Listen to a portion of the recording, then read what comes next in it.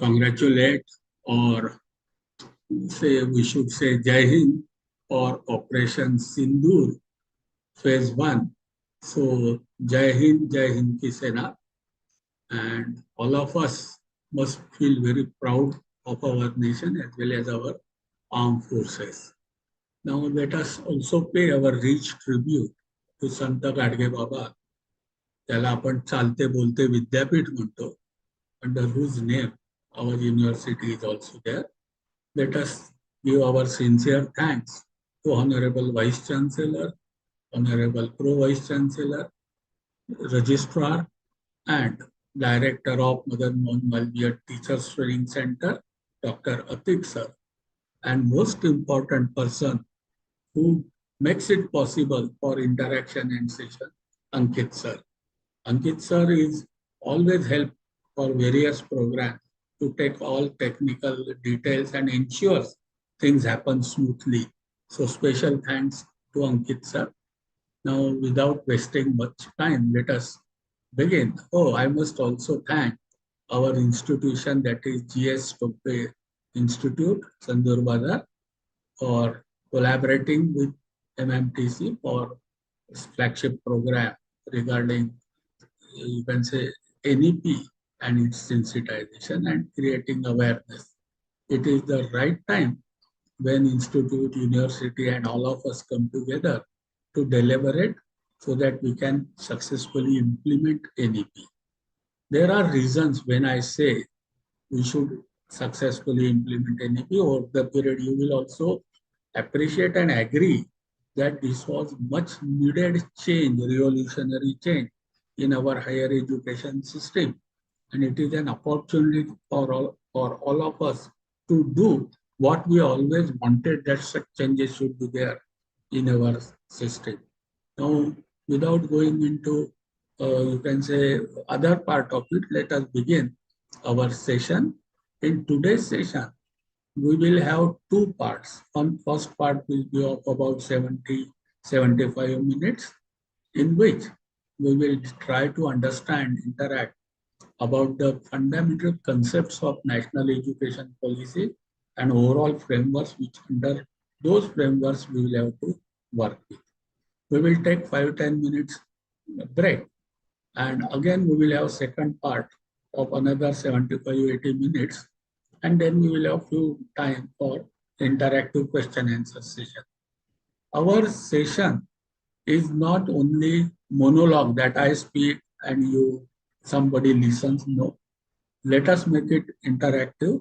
So wherever any concepts which will interact, that time if you feel, please stop me. If somebody knows better than what I am delivering, please supply your knowledge and information also.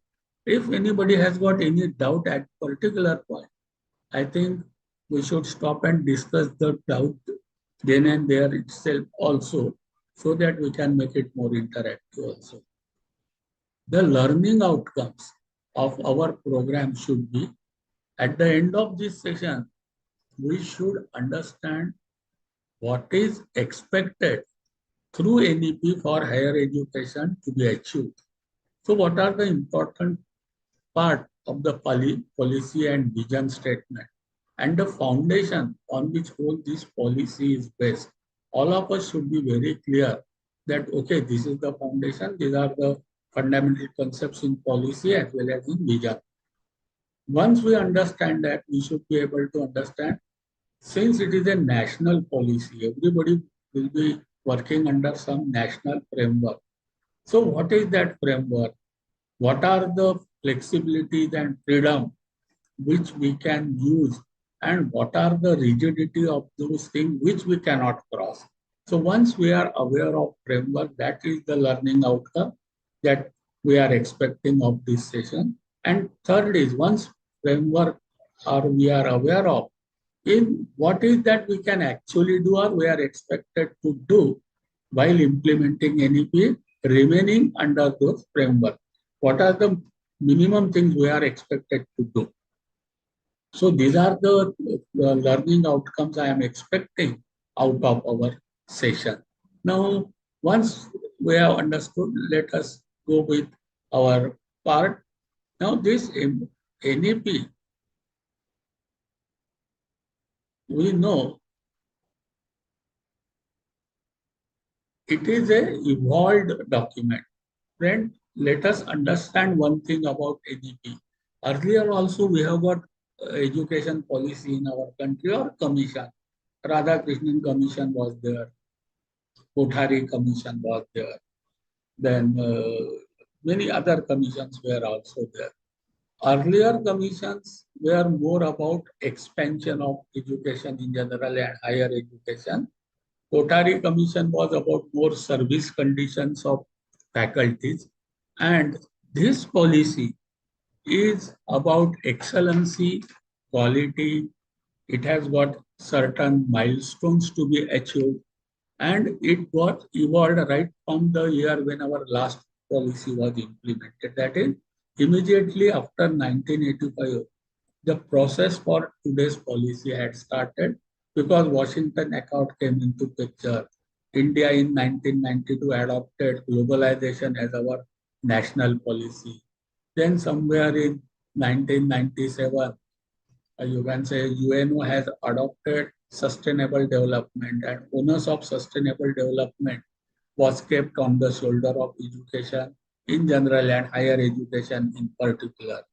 Then Bones Declaration came, Johannesburg Declaration came, then IT revolution came, and meantime we had also experienced COVID situation, wherein importance of IT enabled education was everybody has accepted, and for you can say increasing more access to of higher education, so equity and access came into picture. So you will find in this policy all those milestones have been taken care in one line. If we see this national education policy is the journey of local to global as far as education is concerned.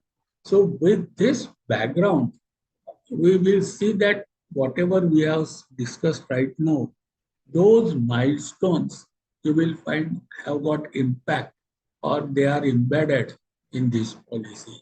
So foundation of this policy is based on 5 pillars: access, equity, quality, affordability, and fifth pillar is more important, accountability, outcome-based education. You will find that access, equity, and affordability, they come from sustainability development concept. That same type of education, same quality of education should be available to everybody. That is why it is a national policy. So what input a Sandur Bazar student gets or what inputs some Delhi, Mumbai, Pune student gets, same type of you can say education or inputs should be available to even a student from Sandur Bazar. So this is the concept of equity, and here comes the role of you can say national level, state level standardization, global level standardization, and making it available through information technology, online education, blended education, so that good quality education, what a student in IIT learns, same should be available for the student in Amravati or Chandpur Badar. That type of concept is there. So that has to be kept in mind when we talk about equity. That clearly shows that online education or IT enabled education that should be important component of higher education and growth. Second is about access.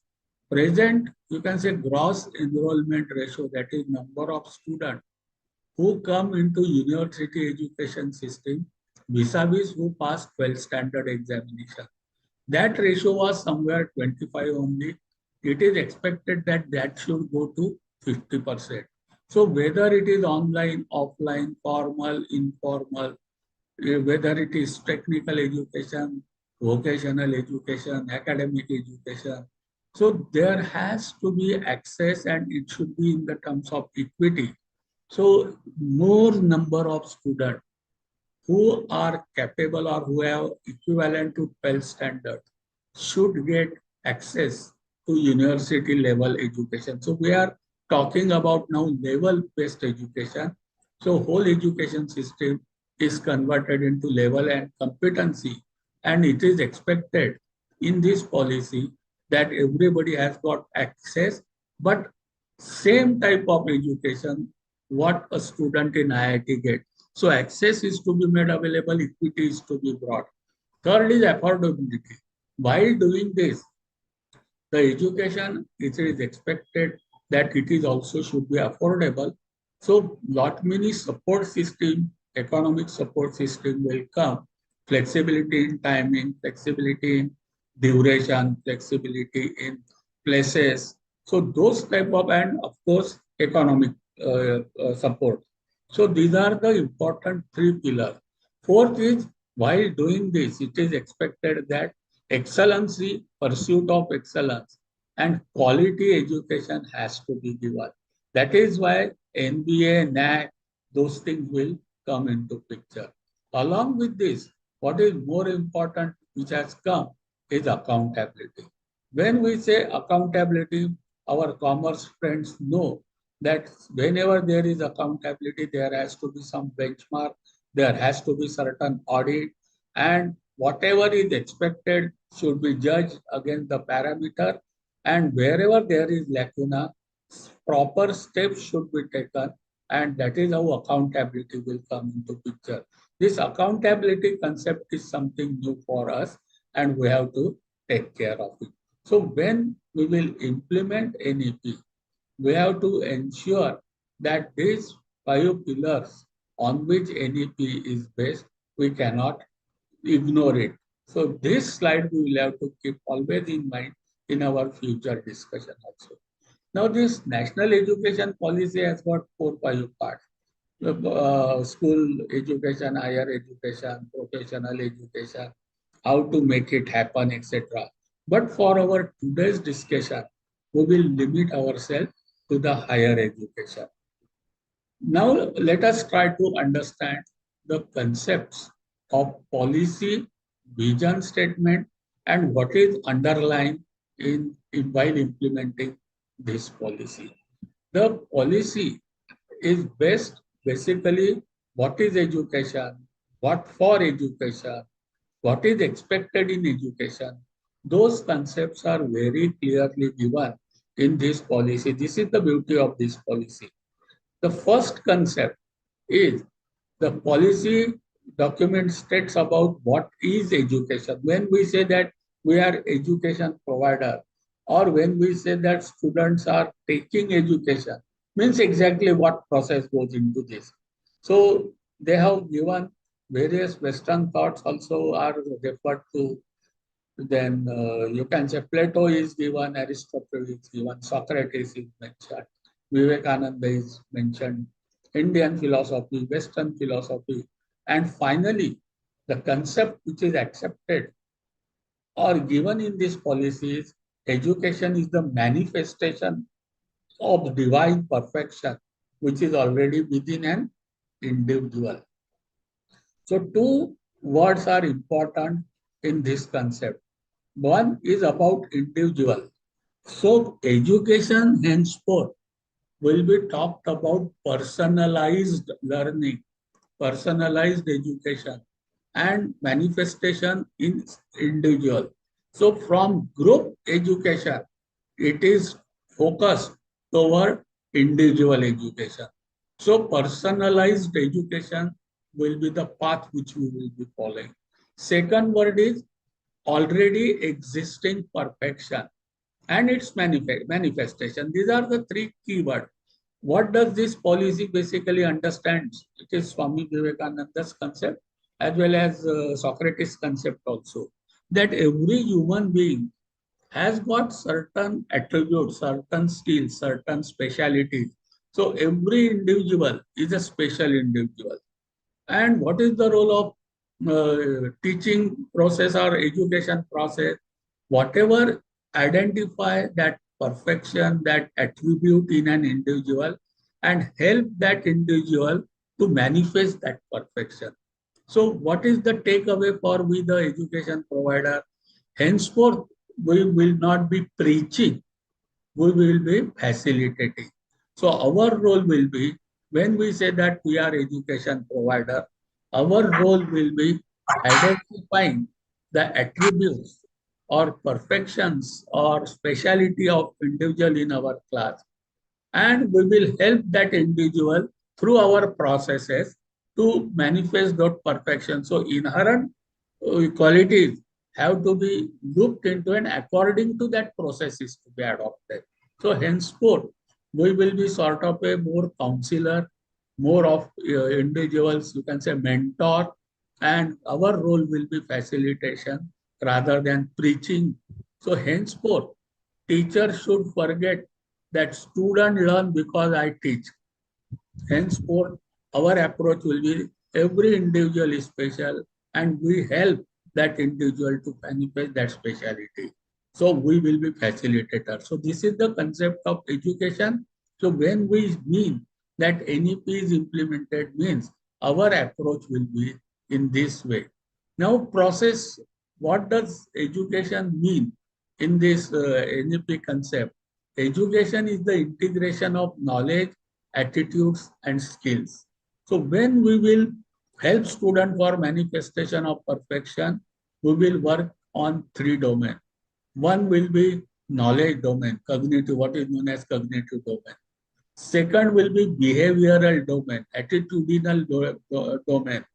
And third will be training, skilling, psychomotor domain.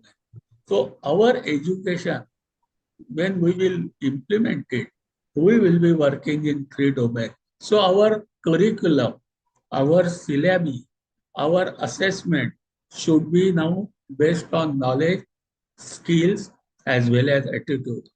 Earlier, we used to have academic sort of a knowledge information focused education. So our main focus was on academic part of it. But when we say NEP is implemented, it will have minimum three components. So our whole curriculum syllabi will be based on knowledge, attitude, and skill. These three are essential components of our syllabi and curriculum. So this is the one concept of education. What does now, once we have understood that we are facilitator, every student has got certain attributes, and we have to help that individual to manifest those speciality through knowledge, skill, and behavior. Now, what does this policy say? Any education means the education provider should enable every individual. See, word individual is again mentioned. Personalized learning will be the approach to study one or more specialized area of interest at deep level. Very clearly, major minor concept from where it has come, because policy says let student understand or know in what area he is having some knack or some attributes.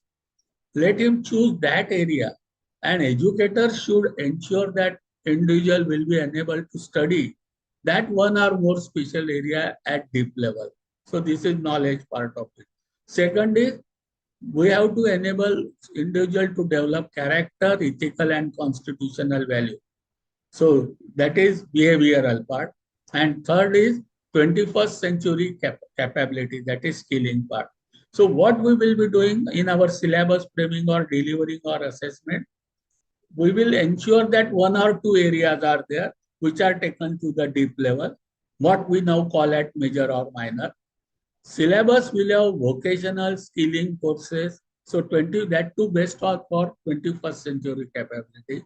And third is, we have to develop character, ethical, constitutional value. So provision has to be made in teaching learning process, in institutional working, various programs, everything should be directed to develop character, ethics, and constitution.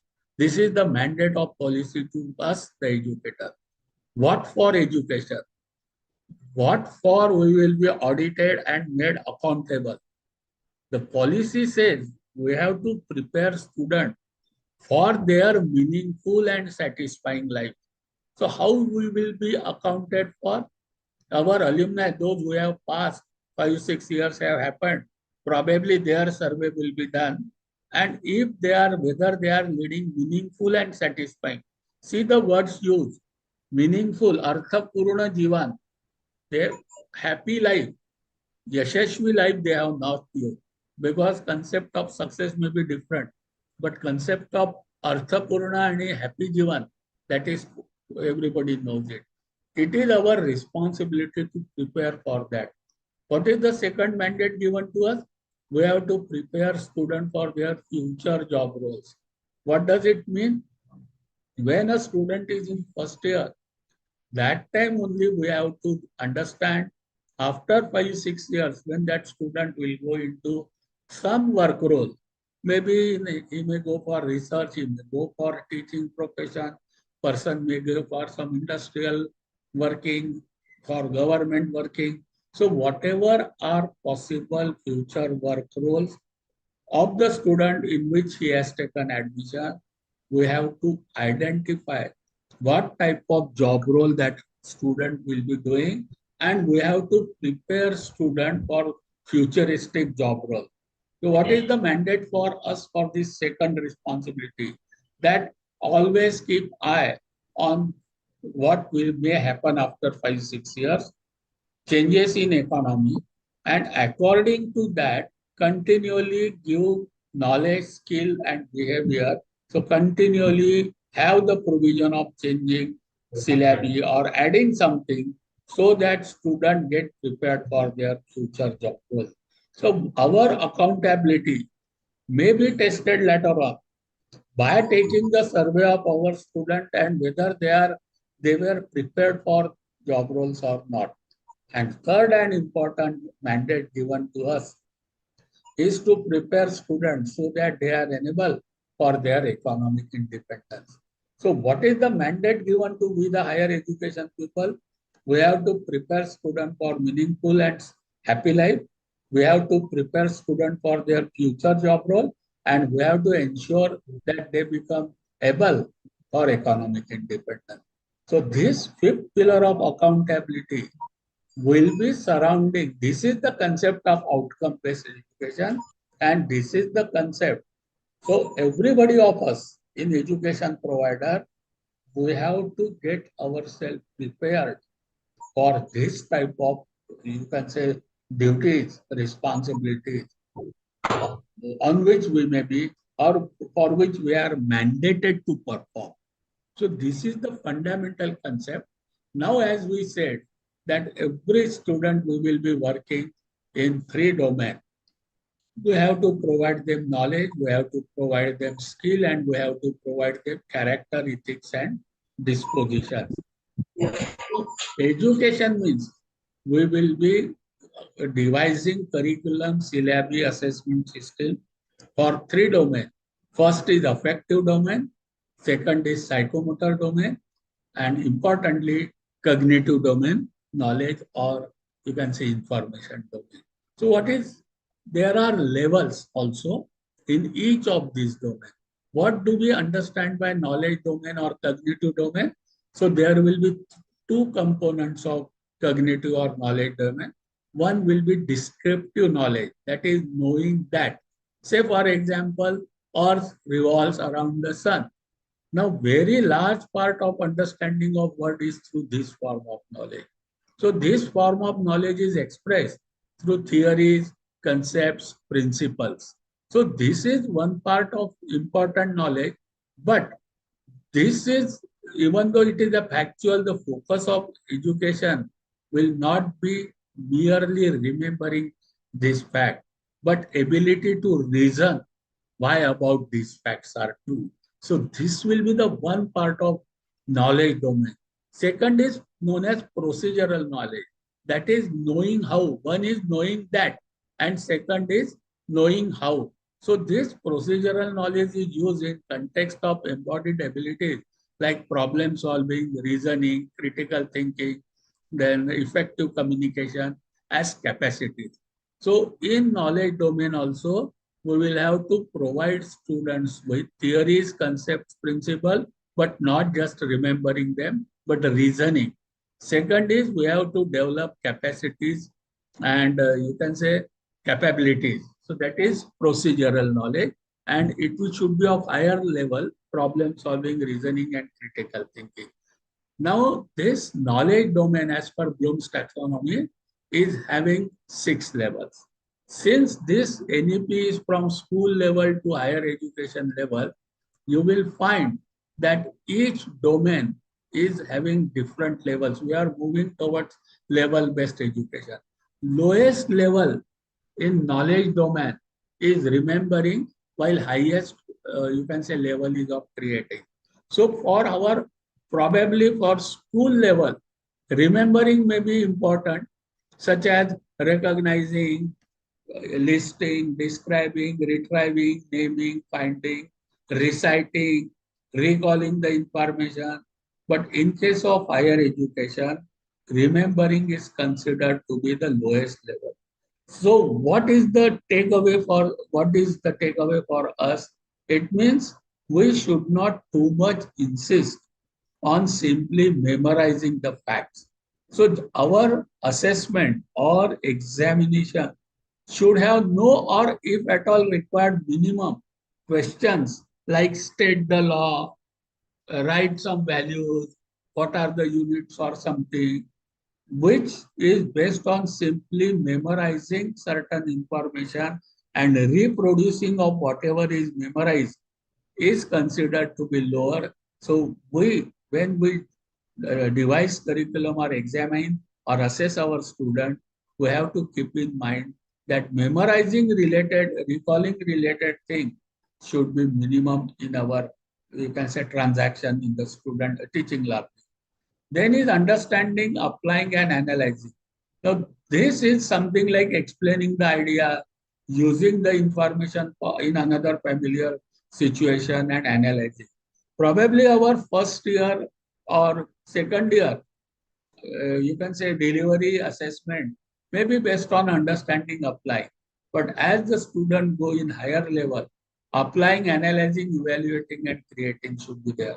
So when we will devise our curriculum, we have to keep in mind that in knowledge domain, cognitive domain, there will be 6 levels, and we have to, when we set our syllabus, when we set our outcomes, expected outcomes, objective, we should, as far as possible, do not write that my, you can say, expected outcome is student will remember something after end of my lecture or after end of my course. We should write student will be able to understand, should be able to apply, student should be able to analyze. And our, you can say, fixed our examinations should also have questions based on the understanding, applying, analyzing. While projects, mini project, minor project, field project, those should be more based on evaluating and creating. So this is what is expected in first knowledge domain. Now second is psychomotor domain, that is training, doing, skilling. Students should be able to do with their own hands. Again, there are 7 levels in this psychomotor domain also. Friends, NEP is applicable from school to PhD, everybody. So this psychomotor domain, that is doing, skilling domain, there are 7 stages. So initial stages like perception, set, or guided response, they are generally for more of school level. While for we higher education, our training, doing, skilling will be on mechanism, complete odd response, adoption, and organization.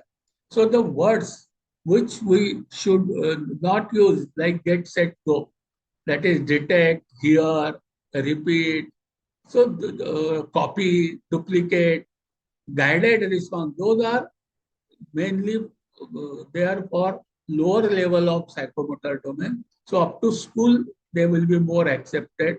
But our, you can say, psychomotor domain, training domain, doing will be more towards higher level. So mechanism complete over to the organization. So take away from this slide is, even in skilling, there will be 7 steps or 7 levels. So when we are going for level-based education, we have to keep in mind for which level we are framing curriculum syllabus, for which level we are imparting or experimenting or giving training and skill to the student, and depending upon the level, appropriate level of psychomotor domain from Bloom's taxonomy is to be utilized, applied by all of us when we do the teaching learning process. Third domain is behavior, feeling, attitude, value, disposition, commonly called as affective domain. Again, here also you will find there are 5 levels from receiving, responding, valuing, organization, and internalizing. So here also this receiving, responding is for lower level. Maybe for first year or second year, we should give focus on receiving and responding level of affective domain. But definitely for higher level like a 3-year degree, 4th year degree, post graduation, PhD, the ethics, value, behavior, they should be more focused on imbibing, embedding, imparting, you can say valuing, organization, and internalizing levels of this affective domain. Now, when we will go at latter part, when we will actually see how syllabus is, curriculum is framed and delivered, that time we will use these levels in first year, second year, third year examples. What is the takeaway right now is we have understood what are the concepts and fundamental, you can say, principles of used in national education policy, such as what is education, what for education, what are pillars of this policy. Then we have understood when we say that we impart education or student take education, it means it will be in 3 domains: knowledge domain, which has got again 2 components, skill domain, 7 levels, and behavioral disposition value domain. And we will be imparting instruction or helping students to take out best out of them in 3 domains. This is what is takeaway for us. Now, if anybody has got any query regarding concepts, domains, and levels of domains, because later on you will find we will be always moving around these 3 terms: cognitive, psychomotor, and behavioral domain, and levels of it. So if any question for this conceptual part of NEP, understanding the domain and level, we will take 2 minutes, else we will go to the concept of frameworks. I will wait only for 2 minutes. If any question we can take, else we will go ahead.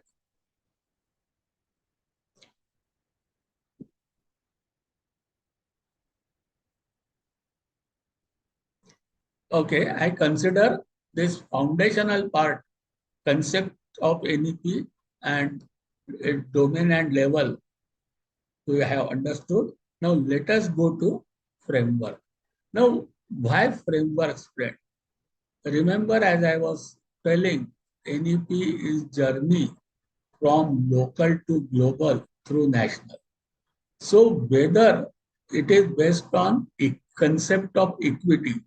So what a student gets, whether it is in Pune, Mumbai, or Chandur Bazar, Amravati, it is expected that same type of learning, same quality learning, same pursuit of excellence is available throughout country, and it should get aligned with global standards like international education scenario, international university.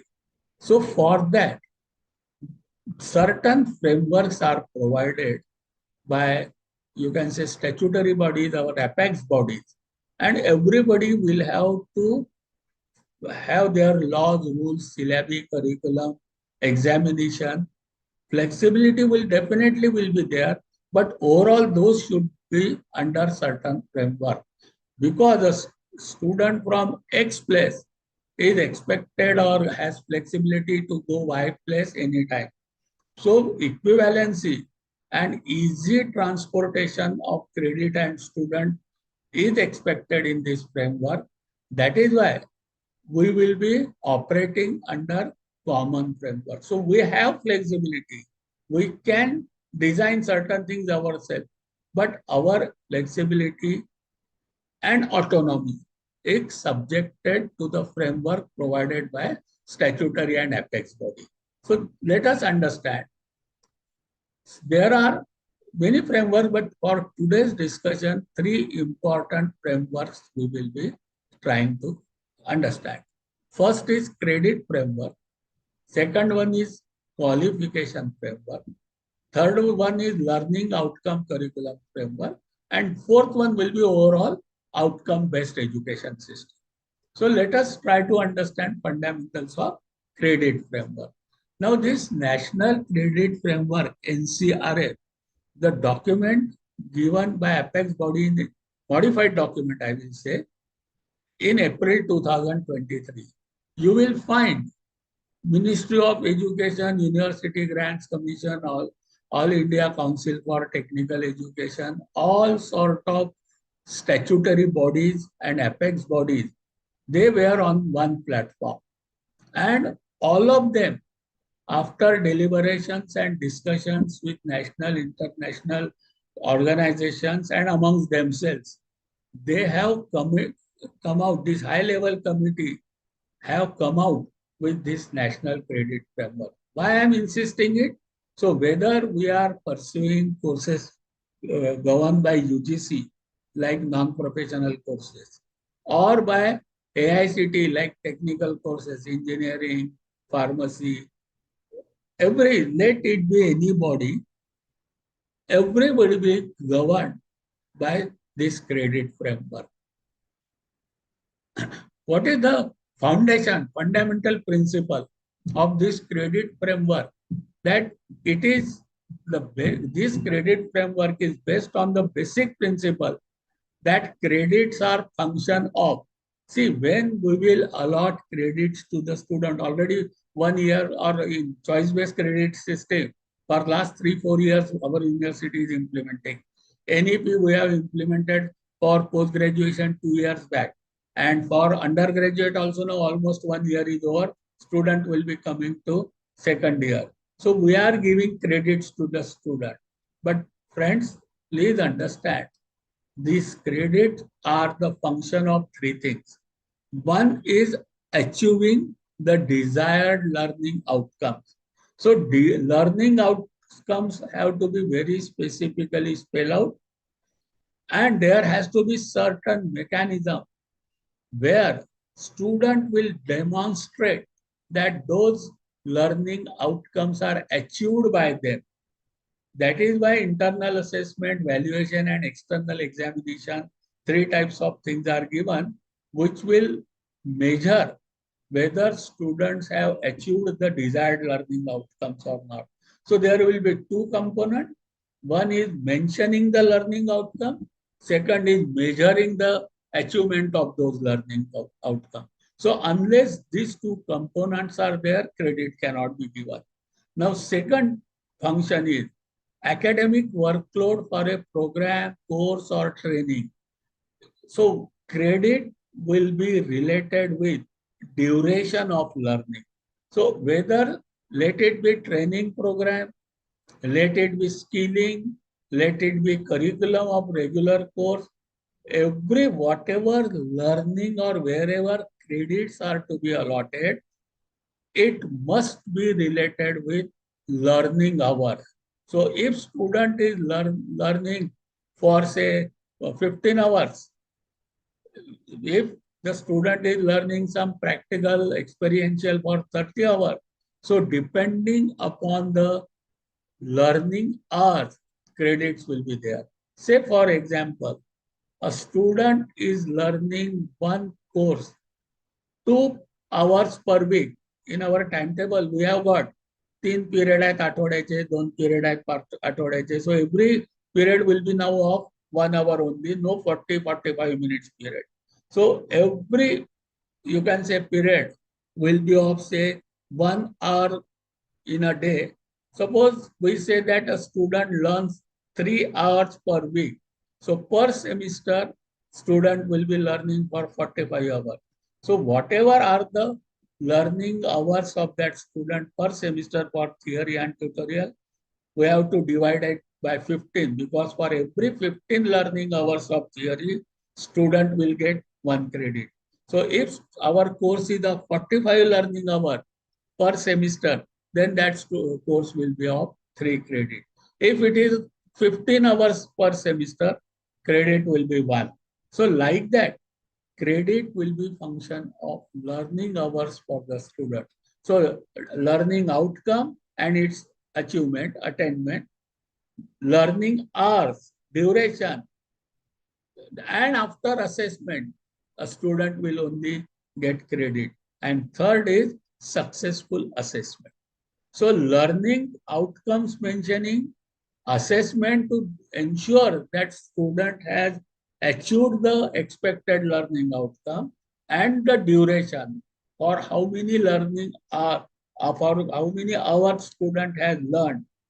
These three parameters have to be checked. According to these three parameters, credits have to be allotted. So this is the fundamental principle of credit. Now, from where student can earn credit? So major dimensions of national credit framework is the student can earn credit. Remember the word, it is to be earned, not to be gifted. So students can earn credit from academic education, vocational education, training and skilling education, experiential learning, professional proficiency in any professional program. So wherever learning happens, credits can be earned. Now learning can happen in sports, give credit. Learning can happen in cultural program, give credit. Learning can happen in some competitions, give credit. So depending upon those three tests, learning outcome, duration, and assessment. Wherever learning happens, we have to give the credit. So while we design our curriculum, we have to ensure that all types of opportunity for earning credit, maybe academic, maybe experiential learning, field project, field visit, skilling, training, vocational education, competition, sports, curricular, you can say extension activities, social fostering, social responsibilities, value education, anything and everything where learning happens, credits have to be given, provided those three tests, that is learning outcome, duration, and assessment. These tests have to be done and credits can be earned by the student. So we as an academic education provider, we have to make provision so that student can earn credit through online, offline, blended, experiential, field project, value education, everything and anything and everything we have to take care that we are providing opportunity student to earn credit in those three domains which we have talked about. Now, as I was saying, credits are also related with notional learning hours. So what is the relationship between notional learning hours and assignment of credit? It is as per National Credit Framework policy, the minimum number of learning hours per year should be 1200. So earlier, when we used to say academic year, what comes to our mind? Okay, after June, somewhere 20th June or 1st July to 30th April is our academic session. So that is our academic year. Okay. Second, our concept was one academic year means 2 semesters. One is odd semester, first, third, fifth, and one is even semester, second, fourth, sixth. And first semester plus second semester together means one academic year. Okay, no problem. Now, when we say NEP will be implemented, we have to ensure that one academic year, which is equal to one calendar year, equal to 2 semesters, should be equal to 1200 learning hours also. So when we use the word one semester, it means we mean 600 learning hours. So year is divided into semester and semesters are assigned with hours. So one semester should be not less than 600 learning hours. And for 1200 learning hours, student can earn 40 credit. So one academic year will have minimum 1200 learning hours and minimum 40 credit. So one semester will have minimum 600 learning hours and student can earn minimum 20 credits. Now one semester means 90 teaching days or 15 to 18 weeks. So accordingly, per week, minimum 40 learning hours should be there. So our curriculum, our timetable should show our weekly timetable has got 35 to 40 learning hours. When we are able to show those 35 to 40 learning hours, then only we can say that we are having 20 credit course of 600 hours per semester. So everybody has to follow this framework. Let that institute or university be maybe Delhi University, Mumbai University, Pune University, Amravati University, or let that college be at Kandur Badar. Everybody will be working under same credit framework. And now summarizing, what is this credit framework? Our one semester must have minimum 600 learning hours, minimum 15 to 18 learning weeks. So our weekly timetable, our teaching scheme, what is given by university, our timetable, what we show as our weekly timetable, that must show minimum learning hours of 34 to 40. Friends, do not confuse it with teaching hours or contact hours. Presently, teachers' contact hours are around 28 to 32 per week. Will it increase? Answer is no. Contact hours or teachers' load will not get increased. Learning hours should be 35 to 40. What comes under learning? So home assignment comes, assessment comes, wherever learning is done, everything comes. So our contact hours will be 28 to 32. Additionally, 8 to 10 will be the, you can say, other home learning, assignment, assessment, that has to be shown.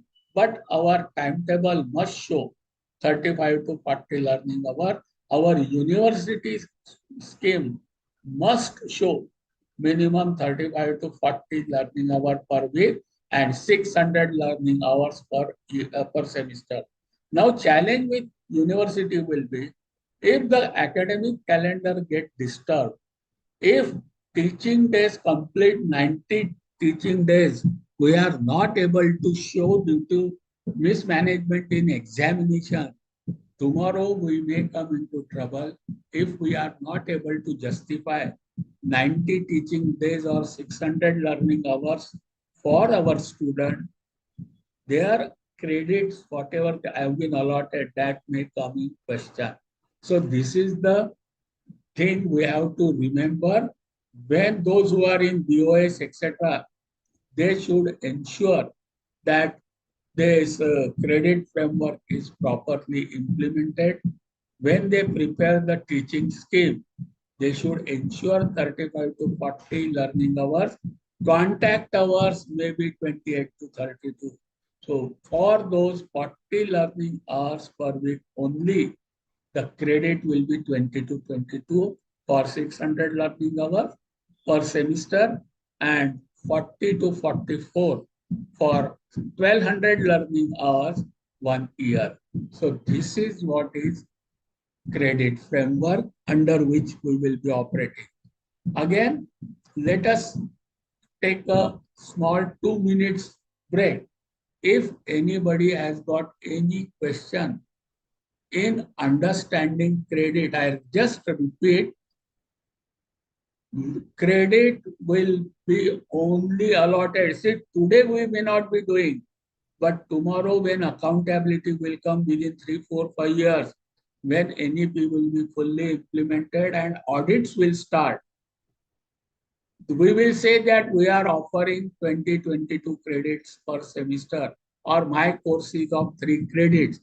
You will be questioned. Show what were your desired learning outcomes for your course which you are teaching. Every individual, you and me, every teacher will be asked, show us your desired learning outcome of your course. Okay, show us that how many learning has taken. See, it is not about how many periods you have taken. It is contact hours. But what is required in credit allotment is learning hours. So you may say that, sir, even though my contact hours are 40, but my learning hours for my student may be 45. Other online, offline, formal, informal, blended, face-to-face, whatever may be the mode of learning is not important. Learning is important. So second thing, we'll have to show that if you are allotting 3 credits, you will have to show 45 learning hours for each individual student. Some students are absent, they are not coming in the class. For them, we will have to show, sir, even though they might not have come, online mode they have completed the course. They have completed the experiential learning. So whatever learning you are asking them to do, but record will have to keep for allotting credit to every student. Those learning hours are to be done. Learning outcomes have to be achieved. And for that, you will have to show the method of assessment. See, there will be various components in our teaching. For each type of component, there will maybe different type of assessment. But every teacher will have to keep record for each student regarding completion of duration, assessment method, what rubrics you have used, what method you have used, what type of questions you have asked. So your question paper will have very much important of what level and what type of questions are asked, what rubrics we have used, and then we will have to show that yes, learning outcomes are achieved and then credits are awarded. So this is the important point I am repeating. And second thing is this, we have to ensure in our timetable, academic calendar and teaching learning scheme, this is achieved. So just 2 minutes, I will stop. If any teacher has got any question, I will like to interact, and then we will go to the next type of framework.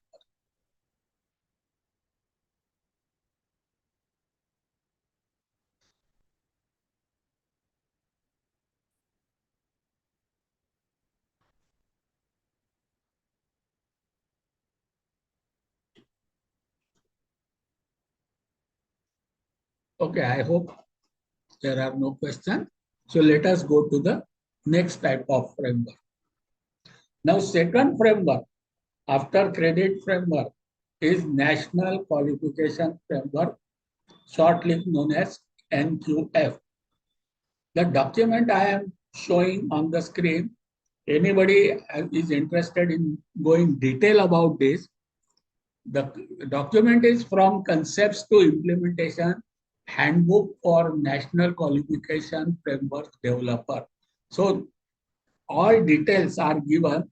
Here you will find how many international interactions have taken place. As I was saying, it's a journey from local to global through national.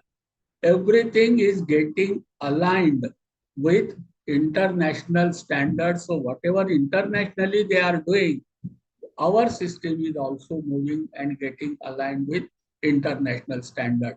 Now, in this document, maybe NBEQF, maybe NSQF, maybe NHEQF, various type of qualification frameworks are there for various types of education, because NEP integrates various types of education. Vocational education is integrated with general education, Vocational education is also integrated with skill education. Skill education is integrated with higher education. So for that integration, some standardizations and procedures, rules they have framed, and fundamental concepts let us understand, which is common for all types of frameworks. Now, first and foremost, in qualification framework is the concept what do we mean by qualification. So please understand the concept of qualification, because while implementing we will have to follow the same concept when we award any qualification. Let it be certificate, diploma, degree, PhD, postgraduate, whatever qualification we are giving. Henceforth, they will have to get aligned with concept or definition of qualification. See, what does the document say? Qualification are awards. So presently also we are giving it as awards. But when after assessment and evaluation of learning levels. So our education is moving towards level-based education, competency-based education.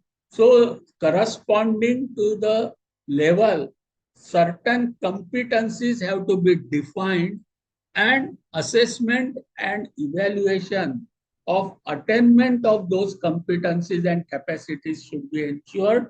After that, whatever is awarded, that will be called as qualification. Now, who will do this assessment evaluation? It is to be done by competent authority.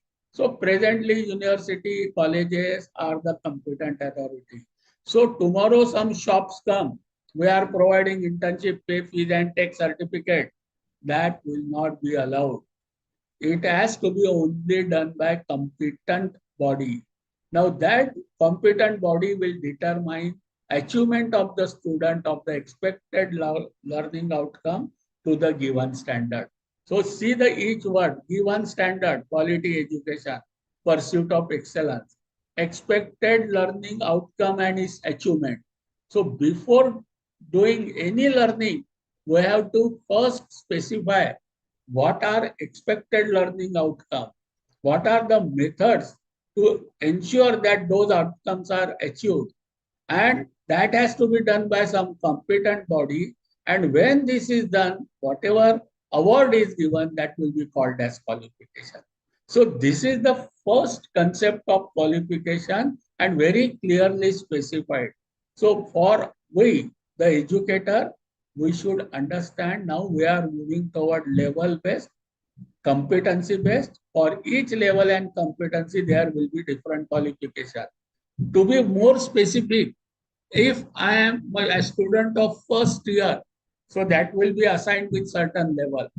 And with that certain level, some learning outcomes will be specified for first year. Exams have to be taken to ensure achievement of those outcomes. And if I am in first year of that level and if I achieve, I will get some qualification, that is certificate. For second year diploma, for third year degree. So every system, our education system is moving toward level-based, competency-based, mapped with assessment, achievement of, you can say, outcome, and then qualification for that level. So this is how we are moving. Now, each qualification is aligned with some credit system. So we have understood what is now National Credit Framework and how credits are to be allotted. So for each level competency should also be aligned with certain amount of credit. So if student on certain credit of that level, then only qualification will be given.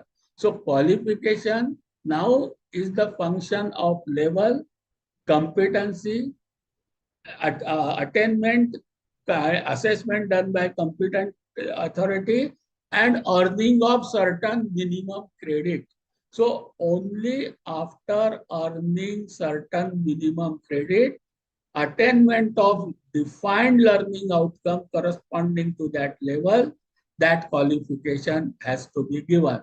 Now, credits, we know there it is aligned with three types of things, including academic workload, assessment, so learning hours, So those things we have already understood for credit.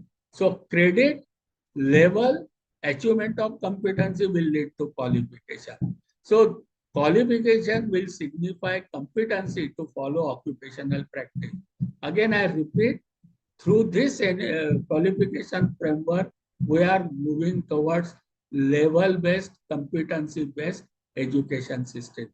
Now, this qualification are structured into certain way, and that way is known as qualification framework. So we have understood what is qualification. Now let us understand what is qualification framework. Qualification framework is a way of structuring existing and new qualifications which are defined by learning outcomes. See, again I repeat, those terms will continually get repeated. Three domains: levels, outcomes, attainment, assessment, attribute. Those are the keywords in implementing NEP. So structuring of qualification defined by learning outcome, reflecting attributes, and that is learning outcome and course learning outcome. So there will be statement what the learner is expected to know, understand, will be able to do, demonstrate on successful completion of approved program. What does it mean? This framework will be a structure, certificate at the bottom, then diploma, then bachelor degree, master degree, doctoral degree. Now, each qualification will be aligned with certain level. I say you what are those level? Level 4.5, level 5, level 5.5, level 6, level 6.5, level 7, level 7, and level 8. So doctoral means 8, and first year what we call is level 4.5. So it will be structured from certificate to doctoral with level number 4.5 to 8. Now for each level and each qualification, there will be statement, attribute, what is expected at certificate level. So it has to be clearly given in terms of certain statement, specification. Say for example, when we say sell certain product and we say that it is ISI or American standard or British standard. What does that standard say? It will have minimum these components, it will have minimum this size, it will have minimum this quality, this will have minimum height, weight. So whatever is expected, all those will be very clearly specified, tested, and anybody can also test. And when those attributes are tested, then ISI certificate or BS certificate or American certificate is allotted. Now similar system is coming for our education certification also. When we say certificate, so obviously there will be specification. Say for example, I say certificate, it means a student must have completed 2 semesters. It means student must have learned 1200 hours. It means student must have earned 40 to 44 credit. Now credit means all those three things, learning outcome. So when I say diploma, immediately it will say it is level 5. It means student have completed 4 semester, 1 plus 2 plus 3 plus 4. It means student have undergone 2400 learning hours. It means student have earned 80 to 88 credit. And learning outcomes are attained, it is demonstrated, assessed by competent authority. Those will have to be specified. Only after specifications the certificate, diploma, degree can be allotted. So what is the takeaway for us? Takeaway for us is that when we will design curriculum in the university or when we will have my own course file, I must have in my course file what is the level for which I am teaching student is learning. What are the attributes specified by authorities like NHEQF. Now, every institute, every university will have to follow those statements which are already given by them. Our university will have to mention, okay, these are the statement for second year students. These are the statement for. Now, within those attribute specifications, we have to design our curriculum, syllabus. Whatever subject I teach, whatever courses I teach, I will design my course mapping with those specifications. I will have my question paper, my assessment, mapping with that, you can say, specification. Then only it will be said that we are NEP compliant and we are following qualification framework. Now, this qualification framework means competency-based education, training, and outcome-based learning. So we are going for NEP means we are fitting ourselves into national qualification framework.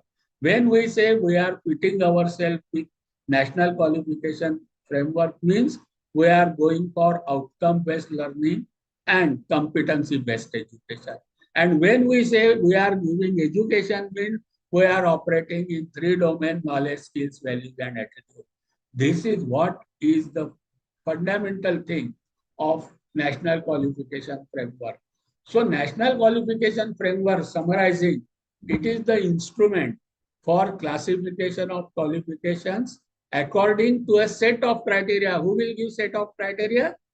NHEQF, national bodies have already given us the set of criteria for specified levels of learning achieved, which will integrate and coordinate qualification from each education and training sector into a single comprehensive qualification framework.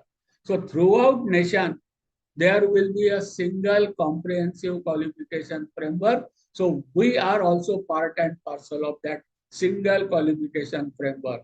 Each and every type of education, training, skilling, everything is fitted into this framework so that interoperability of student and credits can be done.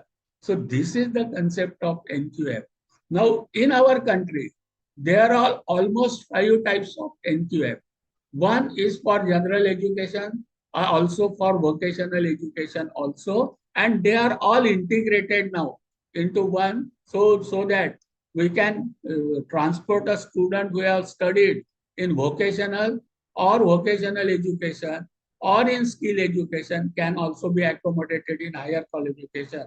Vice versa, a student who from higher education can go into skill education, can go into vocational education through this qualification framework. So we have NVQF, we have got NBEQF, we have got NSQF, and we have got NHEQF. For our higher education, mainly NSQF and NHEQF are important. For NVQF and NBEQF, they are for ITI and other types of skilling. So today, we will only be talking about NSQF, NHEQF, and more importantly, we will are related with NHEQF. So I think here, before going into details of NHEQF, again I take break let us break for 2 minutes for questions if any. Else, continue that break for tea because almost we have completed, say, 75 minutes or 80 minutes of our deliberation. So it's time that we should take break. And again, after 10 minutes, we should start. So please, any question about concept of various terms used in policy and vision of NEP, domains of education, then credit framework or qualification framework, detailing of NHEQF, National Higher Education Qualification Framework, we will do after 10 minutes. But fundamental concepts of what is qualification, what is framework, what are various types of qualification frameworks in India, and how they are integrated, what are the important silent features of each of the framework. So let us wait for 2 minutes. After 2 minutes, we will have a break of 10 minutes. So any question, please feel free to.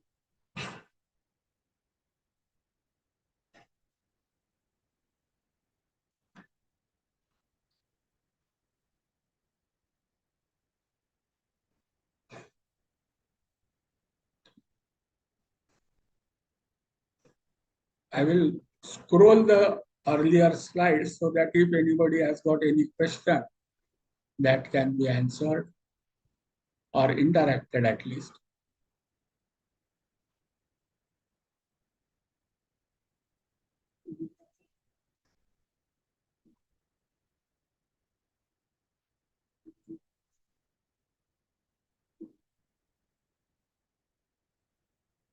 See the term everywhere individual student, and mode is not important, but attributes are important. Number of times that is mentioned.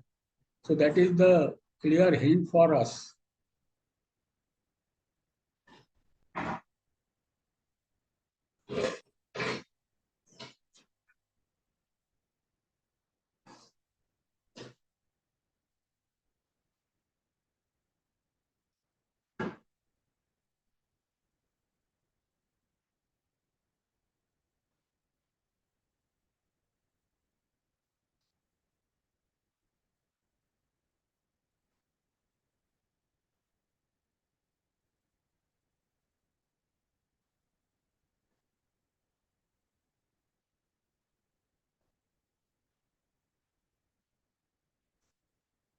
I think we should take a break of 10 minutes. Is it okay, Vishal sir, Sanjay sir, Ankit? Yes, sir. Should we take 10 minutes break now? Yes, sir. Yeah. Yes, In sir. between, if anybody has got any query or anything to add, some of you may be knowing more than what I have deliberated. So please contribute also so that it will become, you can say, collaborative learning for all of us. So let us break for 10 minutes. We will exactly join at 4:30. Is it okay? Yes, sir. Yeah. Okay, ma'am.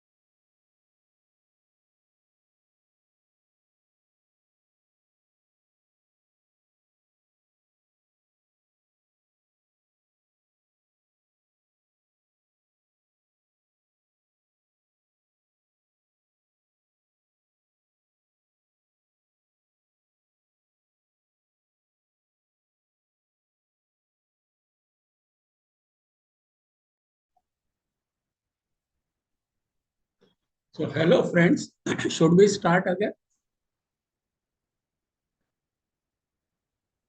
Yes, sir. Yeah, okay. Thank you, Arvind sir. कोणाला काही प्रश्न असेल मराठीतही विचारला तर चालेल बरं. मग असं तुम्हाला कुठे वाटलं की some concept I should speak in other than English, तर मला प्लीज लक्षात आणून देत चला तिथल्या तिथे, कारण आपल्याला इंटरॅक्शन होणं जास्त महत्वाचं आहे. मोनोटोनस आणि मोनोलॉग इफेक्टिव्ह होत नाही. त्यामुळे मी काही काही वेळेला आता सेकंड पार्ट मध्ये मराठी पण वापरतो. Those who cannot understand Marathi they can please bring it to my notice. Sir, in Marathi we cannot understand, then I will switch over to English. So let us begin. Now we have understood NQF, we have understood various types of qualification framework, and now it is more applicable for us. आपल्याला उच्च शिक्षण व्यवस्थेमध्ये जे applicable आहे ते म्हणजे national higher qualification framework. So let us discuss into national higher qualification framework. The characteristics of this national higher education framework is the qualifications may be certificate, may be degree, may be diploma, maybe postgraduate diploma, maybe postgraduate degree, maybe PhD. They are awarded based on demonstrated achievement of learning outcome, academic standards, and expected attributes of a graduate or a program of study. यातले महत्वाचे words are कि it has to be academic standard, the fourth pillar, quality. So it has to be quality, excellency, and any qualification will be awarded based on the demonstrated achievement of learning outcome. So this framework for each type of qualification, now qualifications are classified depending upon level, and that classification is done on the set of performance criteria which is approved nationally and comparable with international quality standard. See, these characteristics of NHEQF shows that it is aligning with international quality standard, that is benchmarks, parameters, attainment, achievement, and assessment. So those should be as per international quality standard. So those benchmarks are taken and they are approved nationally. So everybody will have to follow those, and those will be based on certain set of performance criteria. So as I was right from the beginning telling, it is journey from local to global through national, and this will be a common framework for everybody nationally.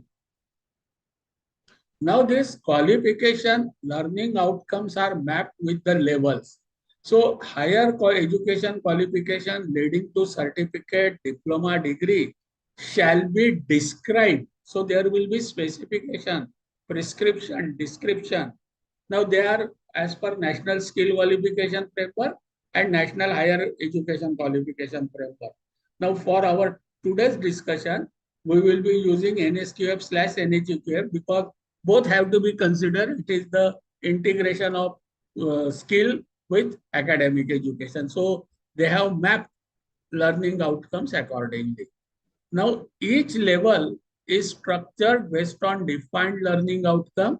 What do we mean by defined learning outcome?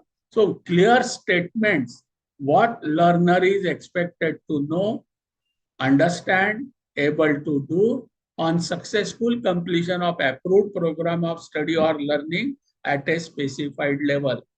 मी जे मगापासून सांगतोय की आपलं पूर्ण education level based competency based system कडे वळलेला आहे. Level ठरल्या जाईल, त्या लेवलसाठी काय एक्सपेक्टेड आउटकम आहे त्याचे स्पेसिफिकेशन्स क्लिअर वर्ड्स मध्ये दिलेले राहतील. लर्निंग त्या स्पेसिफिकेशनच्या दृष्टीने केल्या जाईल. असेसमेंट ते लर्निंग तसं झालं की नाही, एक्सपेक्टेड आउटकम आले की नाही, त्या दृष्टीने एक्झामिनेशन घेतल्या जाईल. आणि हे सगळं मॅप झालं की क्रेडिट दिल्या जाईल आणि क्रेडिट मिळवले तर त्या लेवलचं क्वालिफिकेशन मिळेल. This is how the system is turn now into as per NHEQF. Now the important part is students should be able to demonstrate those attributes defined in terms of expected learning outcome. Now whether acquired through any mode of learning, direct in person, face to face instruction, open learning, distance learning, online learning, hybrid learning, blended learning. So mode of learning is not important, but attainment, achievement, and demonstration of those attributes is important. What does it mean? A student can learn some of the subject online, some of the subject in distance mode, some of the through direct instruction, some through experiential learning, some through blended mode. So what a student can adopt different mode of learning, and those all different modes will be offered by university, by institutions to facilitate the learning of the student. What is the direct impact on us? If a student selects certain courses on distance learning, open learning, or Swayam, 40% courses are allowed on Swayam, online education. A student need not have to come and sit in my class.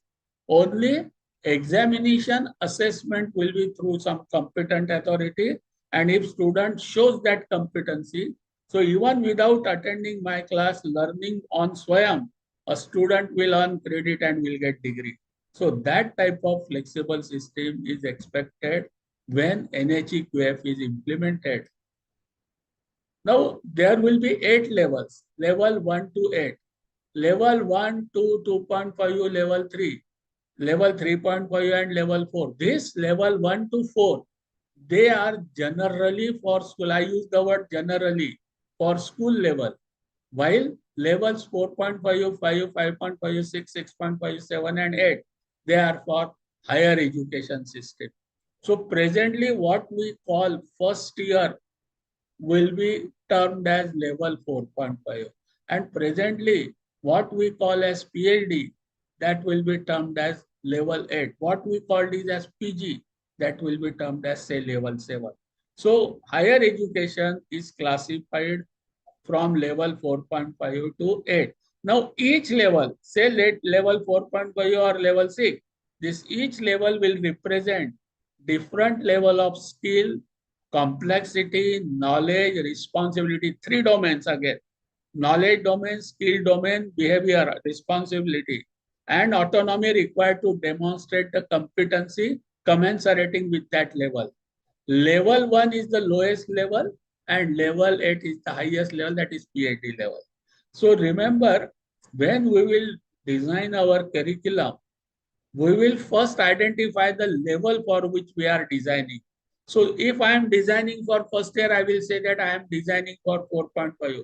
If I am designing curriculum for third year, I will say level 5.5. And corresponding to that level, I will first write down what is expected in terms of knowledge, skills, or behavior and responsibility corresponding to that level. Now, once those are specially described, specifications are given, then my curriculum development, syllabus framing, assessment should be mapping with those defined statements, and students will be assessed so that we will be able to say that yes, student has demonstrated this knowledge level, this skill level, they are responsible, this is how we have assessed them. Then credits and ultimately certificate will be given. I repeat, credits again are related with those 3 functions which we have already discussed. Now everything is now integrated in this NHEQF. Now if I take example, level and qualification. When I say level 4.5, what do I understand? I understand that level 4.5 corresponds to the undergraduate certificate. What does it mean? It means this program duration is of 1 year. That is first year. That is first semester and second semester. First 2 semesters. It means 600 plus 600, 1200 learning hours. It of undergraduate program. And if the student wish to exit, if the student earns 40 to 44 credits, if he has learned for 1200 learning hours, then after doing 4 credit exit course or in some internship, certificate will be awarded. Similarly, level 5, which we call it as second year. So it will be first 2 years, semester 1 plus 2 plus 3 plus 4. Credits 20 plus 20 plus 20 plus 20, that is minimum 80 credit. Learning hours 1200 for first year, 1200 for second year, so 2400 learning hours. A student who complete this learning outcomes are demonstrated as per desired learning outcome, then diploma will be given. So like that, levels and qualifications are mapped up to level 8. So this type of system has already been implemented, and everybody of us should understand the mapping of qualification. When we say 3 years degree, when we say 2 years diploma, when we say 1 year certificate, when we say 4 years degree, when we say first year of postgraduate, when we say second year of postgraduate. So that is mapped with the level, and it will be mapped with learning hours, assessment, learning outcomes, credit. So this system is NHEQF. Now I was speaking about level and its descriptor. So this is probably important part. Please, if possible, pay attention, because this is something new and many people have not yet fully understood this specification and descriptors corresponding to the level. So let us try to understand it in a better way. As I was saying, our whole system is getting international aligned or international compliant, quality compliant. So we have taken, India has also studied what are the best systems in the world, and we have aligned ourselves with European qualification framework. It is known as Bolino process, and the descriptors for each qualification is known as Dublin descriptor. So even though we have not taken totality Dublin, but our descriptors are more aligned towards Dublin, and our whole qualification framework is aligned with European qualification, which is Bolino qualification. So what are those descriptors? Dublin descriptors म्हटल्या जातं त्याला, आणि आपले national qualification फ्रेमवर्कचे specifications आणि descriptor आपण align केले आहे युरोपियन कंट्रीजच्या डिस्क्रिप्टरशी, ज्याला डब्लिन डिस्क्रिप्टर्स म्हणतात. Now they are having 5 elements: knowledge, understanding, applying knowledge and understanding, so making judgment, skills, and learning skills. Again, you will find they are in 3 domains: knowledge domain, making judgment, etc., behavioral domain, and skills domain. So our education is also 3 domains with different complexity and different level of depth and breadth of each different levels, Bloom's taxonomy level. So based on whatever we have discussed earlier, the Dublin descriptors, that their qualification classification has 5 elements for each of the level. Similarly, each of the level element of Dublin descriptor talks about. Dublin descriptors, their qualifications are awarded to the student who, number 1, have demonstrated knowledge and understanding in a field of study that builds upon their general secondary education 12वी नंतर, and is typically at a level 4.5, 5.5, which supported by advanced textbooks, include some aspect that will be informed by knowledge of forefront of their field of study. म्हणजे knowledge and अंडरस्टँडिंगचं descriptor येण्यासाठी curriculum मध्ये advance textbook दिसले पाहिजे. Forefront of the field of study पण त्याच्यात दिसलं पाहिजे. आणि 12वी नंतरचं त्याच्यामध्ये त्या लेवलसाठी प्रत्येक लेवलनुसार नॉलेज आणि अंडरस्टँडिंग त्याच्यात आलेलं डिस्क्राईब केलेलं हवं. हा पहिला डिस्क्रिप्शन झालं. Second, the student should be able to apply their knowledge and understanding in a manner that indicates a professional approach to their work or vocation. As I was telling, mandate of NEP is prepare student for future job role. So this descriptor should indicate that student will be able or prepared for their professional approach for their work or vocation and have competencies which should be demonstrated through devising and sustaining argument, solving problem within their field of study. This is the second descriptor. नंतर तिसरं descriptors are ability to gather and interpret data, inform judgment. Fourth is communicate information, idea to both specialist and non-specialist, and they should have developed learning skills that are necessary to lifelong learning to undertake further study. Now, on these descriptors or statement, your curriculum should be framed, and the curriculum which is framed on this descriptor should have courses which will reflect all these parameters. This is how the system is developed. Now, based on Dublin, as I was saying, and Bolino process, our national higher education qualification or national skill qualification framework, they also have 5 descriptor. आता आपल्याला NHEQF follow करायचा आहे. मी फक्त Dublin आणि बोलोनोची पार्श्वभूमी सांगितली की ज्यावर आधारित आपला NHEQF तयार केलेला आहे. आपले डिस्क्रिप्टर्स कुठले आहे? Our descriptors are process, professional knowledge, professional skills, core skills, and responsibility. Now, this framework represents increasing level of complexity in terms of knowledge, competency, and autonomy that must be demonstrated by learner. Increasing level म्हणजे lower लेवलची complexity आणि level कमी राहील requirement. जसजशी वरती level जाईल तसतशी competency वाढली पाहिजे, complexity वाढली पाहिजे आणि जबाबदारी स्वीकारायसाठी तयार केलेले ॲट्रिब्यूट्स वाढत गेले पाहिजे. लोअर लेवलला तो कदाचित स्किल्ड वर्कर असेल किंवा लोअर डिव्हिजनचा वर्कर असेल किंवा क्लर्क किंवा सुपरवायझर असेल, पण हायर लेवलला त्याला मॅनेजर व्हायचं आहे, त्याला पूर्ण ग्रुप व्हायचा आहे, आणि हायएस्ट लेवलला तर त्याला मे बी लीडर व्हायचं आहे पूर्ण त्या टीमचं.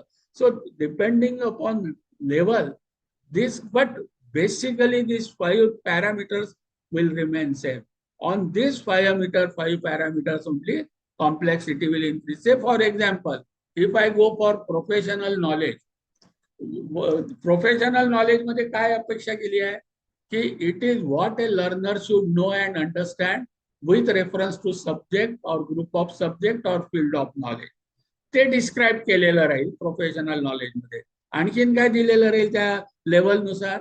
It is described in terms of depth, breadth, kinds of knowledge and their complexity. म्हणजे लेवल 4.5 ची डेप्थ कमी राहील, ब्रेड्थ कमी राहील, त्याच्यात कॉम्प्लेक्सिटी कमी राहील. पण तो 4.5 मधून जेव्हा 5 ला जाईल, then he will have to go in to more depth. आता तुमच्या लक्षात येईल की आपल्या इथे जे आता फर्स्ट इयरचं सिलेबस केलेलं आहे त्याच्यात मेजर मायनर नाही, तो he will the student will learn any 3 subject. पण त्या 3 सब्जेक्टचं सिलेबस तयार करताना BOSच्या मेंबरनी, शिकवताना टीचरनी आणि असेस करताना एक्झामिनरनी जर तो लेवल 4.5 चा असेल तर हे लक्षात घेतलं पाहिजे की लेवल 4.5 ला खूप डीप मध्ये जायचं नाहीये. त्याला त्या विषयाचं जनरल परसेप्शन पूर्ण त्याला कॅनव्हास दाखवायचा आहे. त्याला फार डीपही जायचं नाही आणि फार ब्रेड मध्ये जायचं नाही आहे. कॅनव्हास दाखवायचा आहे. That is how he will be aware of what is there in that subject which the student is learning. Accordingly, we have to design curriculum, syllabus, examination pattern, etc. very clearly specifying what is expected at level 4.5, that is first year, from that program, from that course. and accordingly mapping with that expected outcome only everything has to be done. As the student goes to second year or level 5, obviously major and minor starts. तो त्याच्या deep मध्ये जायला लागतो. Third इयरला अजून deep आणि complex मध्ये जाईल आणि फायनल फोर्थ इयरला जर गेल्या 4 इयर डिग्री मध्ये he will be almost go into very deep with advanced thing. पण फर्स्ट इयरलाच तुम्हाला ऍडव्हान्स आणि खूप डीप टाकायचं नाही आहे. Now this has to be understood by all of us, those who frame the curriculum, design the syllabus, teach the subject or examine the student. First question should be what level I am doing the thing. Second thing, what is specification for that level, what is described in that, then accordingly one has to go. Now second, this classification, professional knowledge, depth of knowledge can be general or specialized. Breadth of knowledge can from single topic, say level, lower level, to multidisciplinary as the level goes up. Kind of knowledge can be concrete or abstract, from segmented to cumulative. And complexity of knowledge means combination of kind, depth, breadth, and knowledge. So that has to be kept in mind while designing the curriculum. Level-based things have to be done. If I go to professional skills, what is expected in this third class? What a learner should be able to do. Cognitive, creative skills involving the use of intuitive, logical, critical thinking. Communication skills involving written, oral, literary, numeracy. Interpersonal skills and generic skills that a learner should possess to perform a task or a job competently, productively, independently, and also part of a team. म्हणून तुमच्या लक्षात येईल की VSEC जे vertical NEPने दिले आहे, vocational skills enhancement course, त्याच्यात 2 part दिलेले आहे. एक दिलेला आहे SEC स्किल एनहान्समेंट कोर्स, ते त्यांनी सांगितलंय तो फर्स्ट आणि सेकंड सेमिस्टरलाच घ्या, आणि VSEC सांगितलंय थर्ड सेमिस्टर ऑनवर्ड्सला घ्या. ते का सांगितलेलं आहे? We have to understand that SEC which is of first and second semester, it talks about interpersonal and generic skills. Life skills आहेत, नंतर यू कॅन से त्याच्यासाठी जे कमी इंटरपर्सनल स्किल्स लागतात, डेव्हलप व्हावे लागतात, लाईफ स्किल्स लावावे लागतात. Those are to be included in first year under ACC. While the student will go to third semester onward, that time you will find he has to use cognitive, creative, use of intuitive, logical, critical thinking, and it will be vocational skills that the student is expected to acquire. So depending upon the level, the skills also will change, and we know in skill domain also there are 7 levels. So we have to keep those 7 levels also in mind when we try to provide professional skills. Fourth one is the core skills. So what is expected? What specifications are expected? They should talk about the basic skills involving dexterity and use of method, material, tools, instruments used for performing job, including information technology skills needed for a given level of study and work. Certificate level ला वेगळ्या टाइपचे राहील, basic course skills required. कदाचित त्याला त्याचा hands on perfect झालं पाहिजे. It will be expected that whatever skill the student acquire at level 4.5, he should be applied in a similar situation anywhere. But if it comes to higher level 5 or 5.5, it will be expected that student is able to choose the method, not only directly given. He is able to choose tools, materials, advanced level of skills the students has acquired. So this is what is the fourth, you can say, classification. We have to write statements about core skills. And fifth one is behavioral value ethics. That is responsibility that the learner can be entrusted with on their own. Degree of supervision that a person needs when doing a job. Level 4.5 may require supervision, but level 6 may not require. He will be supervising others. So that has to be very clearly specified. What type of supervision is expected at given level? Degree of supervision a person is capable of exercising over others. कदाचित level 4.5 सर्टिफिकेटला त्याला वर्करवर supervise करायचं असेल, पण level 5.5 ला तो manager राहील, तो सुपरवायझर्सला supervise त्याला करायचा आहे. So he will be leading a team. तर त्याचे ऍट्रिब्यूट्स वेगळे लागतील. वर्कर्सला सुपरवाइज करायला लागणार आहे आणि सुपरवायझर्सला सुपरवाइज करावे लागणार आहे. For example, in our system, assistant professor, associate professor, professor and principal. So degree of supervision and capability of exercising over others changes. Principal's attributes requirement is altogether different than professor, than altogether different for assistant professor. So that type of level education is expected in this fifth one.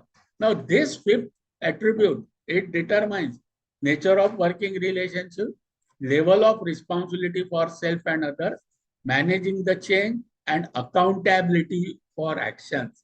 So these have to be very clearly specified. So just we will take, you can say, review of what we have understood in qualification framework, national qualification framework, various qualification framework, and specifically national higher education qualification framework. आपल्याला एक लक्षात आलंय की we are going towards level based, competency based, आणि पूर्ण education, particularly higher education, is divided into levels from 4.5 to level 8. 4.5 means first year of undergraduate, 5 means second year of undergraduate, 5.5 means 3 years degrees, final year or third year of, you can say, undergraduate. Accordingly, 8 means PhD program.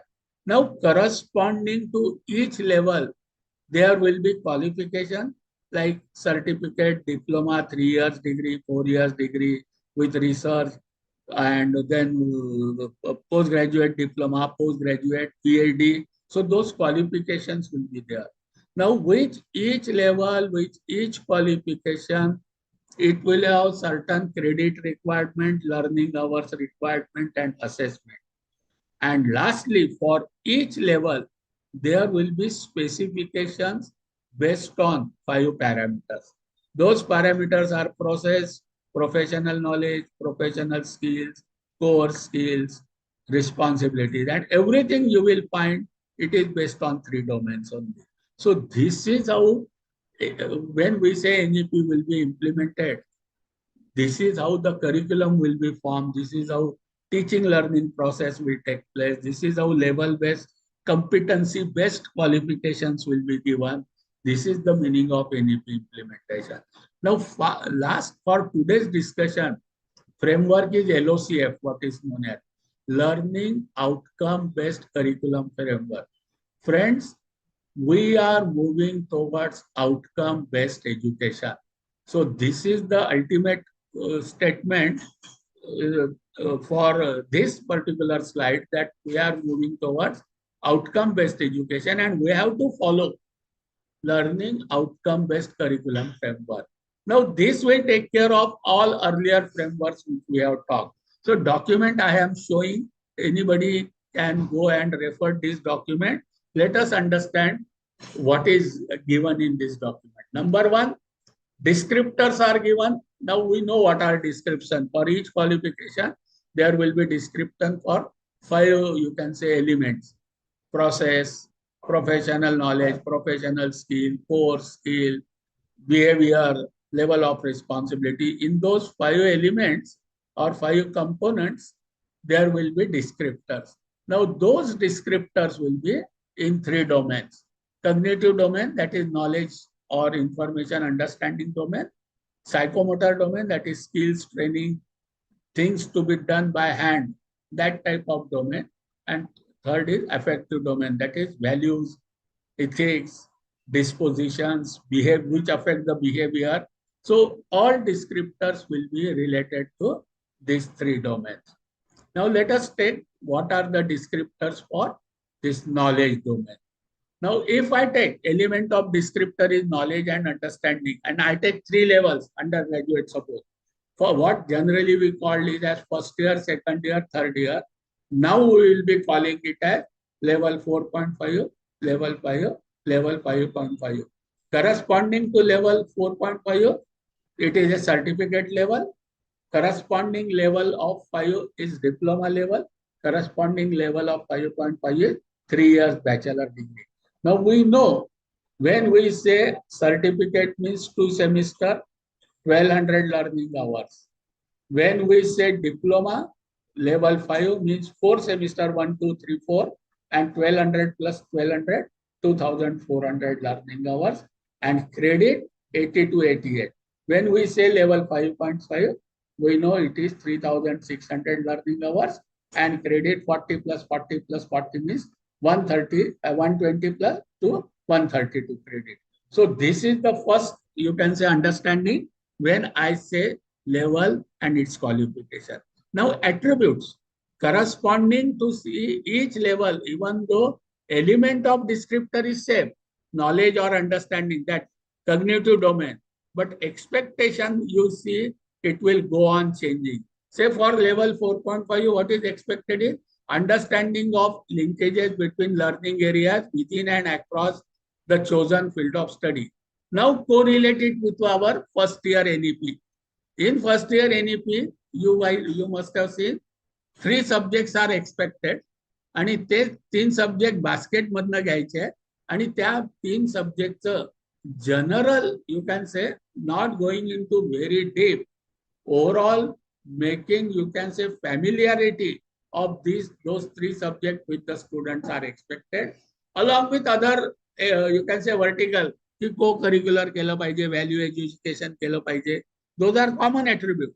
But if I go only for specific course and specific degree, BA, BCom, BSc, if I go for that, तुमच्या लक्षात येईल first इयरच्या syllabus मध्ये ते subject असे general ते 3 विषय त्यांनी शिकायचे. खूप डेप्थ मध्ये, खूप ब्रॉड आणि खूप कॉम्प्लेक्स मध्ये ना विद्यार्थ्यांनी शिकायचे, ना आपण सिलेबस बनवायचा आहे, ना आपण त्या टाईपचं असेस करायचं आहे if the student is of first year.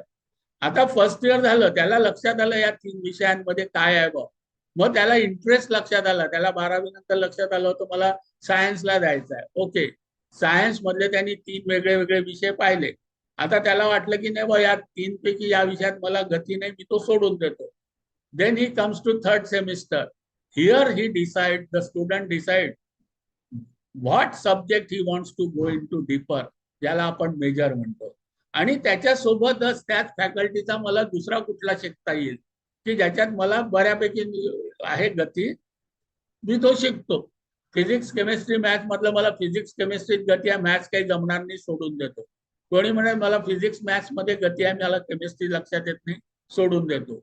Like that, now from 3 courses, now he when he comes to third semester, he will be now deciding that I will be studying this particular course in deeper, and that we call in NEP as major.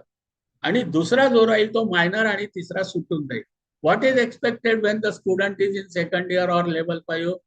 Now त्यांनी जे काय major विषय घेतलेला आहे त्याच्यात now he will start going into deeper knowledge and understanding of one of the learning areas, ज्याला आपण major म्हटलंय.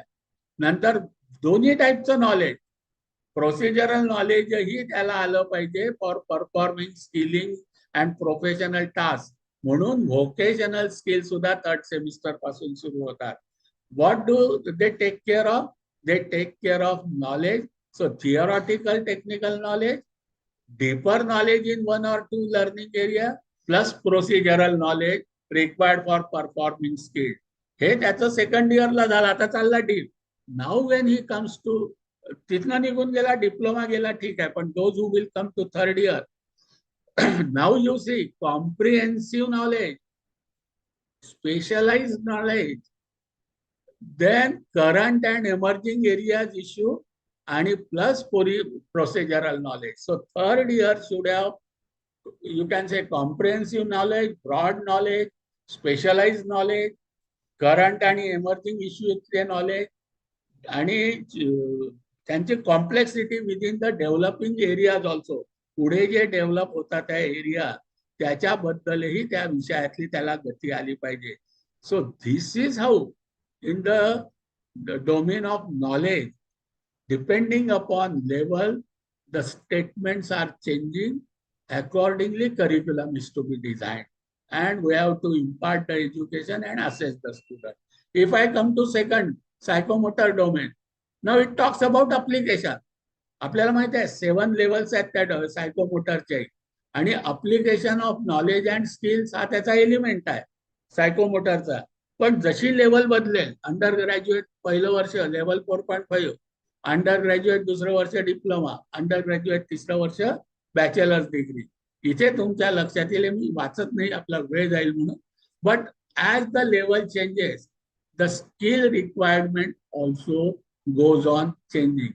Say for example, for diploma, it is expected that students should be able to select and apply. Select and apply. सांगित त्याला पुष्कळ समोर राहील choices, त्यातलं त्याला correct select करता आलं पाहिजे. Basic method, tools, material and information to formulate the solution to the problem related in the chosen field. Problem solver झाला पाहिजे, त्याला सिलेक्ट स्वतःला करता आलं पाहिजे. आणि when he comes to final year, the student should be able to employ the right approach to generate solutions to the problem related to this thing, the chosen field of learning, as well as specialized technical knowledge also and skill to gather and analyze quantitative, qualitative data. त्याला data collect करता आला पाहिजे, analyse करता आला पाहिजे, specialised technical नॉलेजच्या क्षेत्रात ते करता आलं पाहिजे. So domain is application of knowledge and skill. But as the level goes, expectation goes on changing with higher and higher level. So I am talking about only undergraduate. If you see postgraduate, it will be much higher. Now this is the basis of, for you can say, framing curriculum, designing syllabi. Now if I come to third domain, affective domain, domain will remain same. Element will also remain same: constitutional, humanistic, ethical and moral values and disposition. But for level 4.5, you will find expected is that whatever value system is there for a given organization, they will adopt it. They will embrace constitutional, humanistic, ethical, moral values in one life and practice in life situation. This is the only, they need not generate value system. They have to adopt and follow.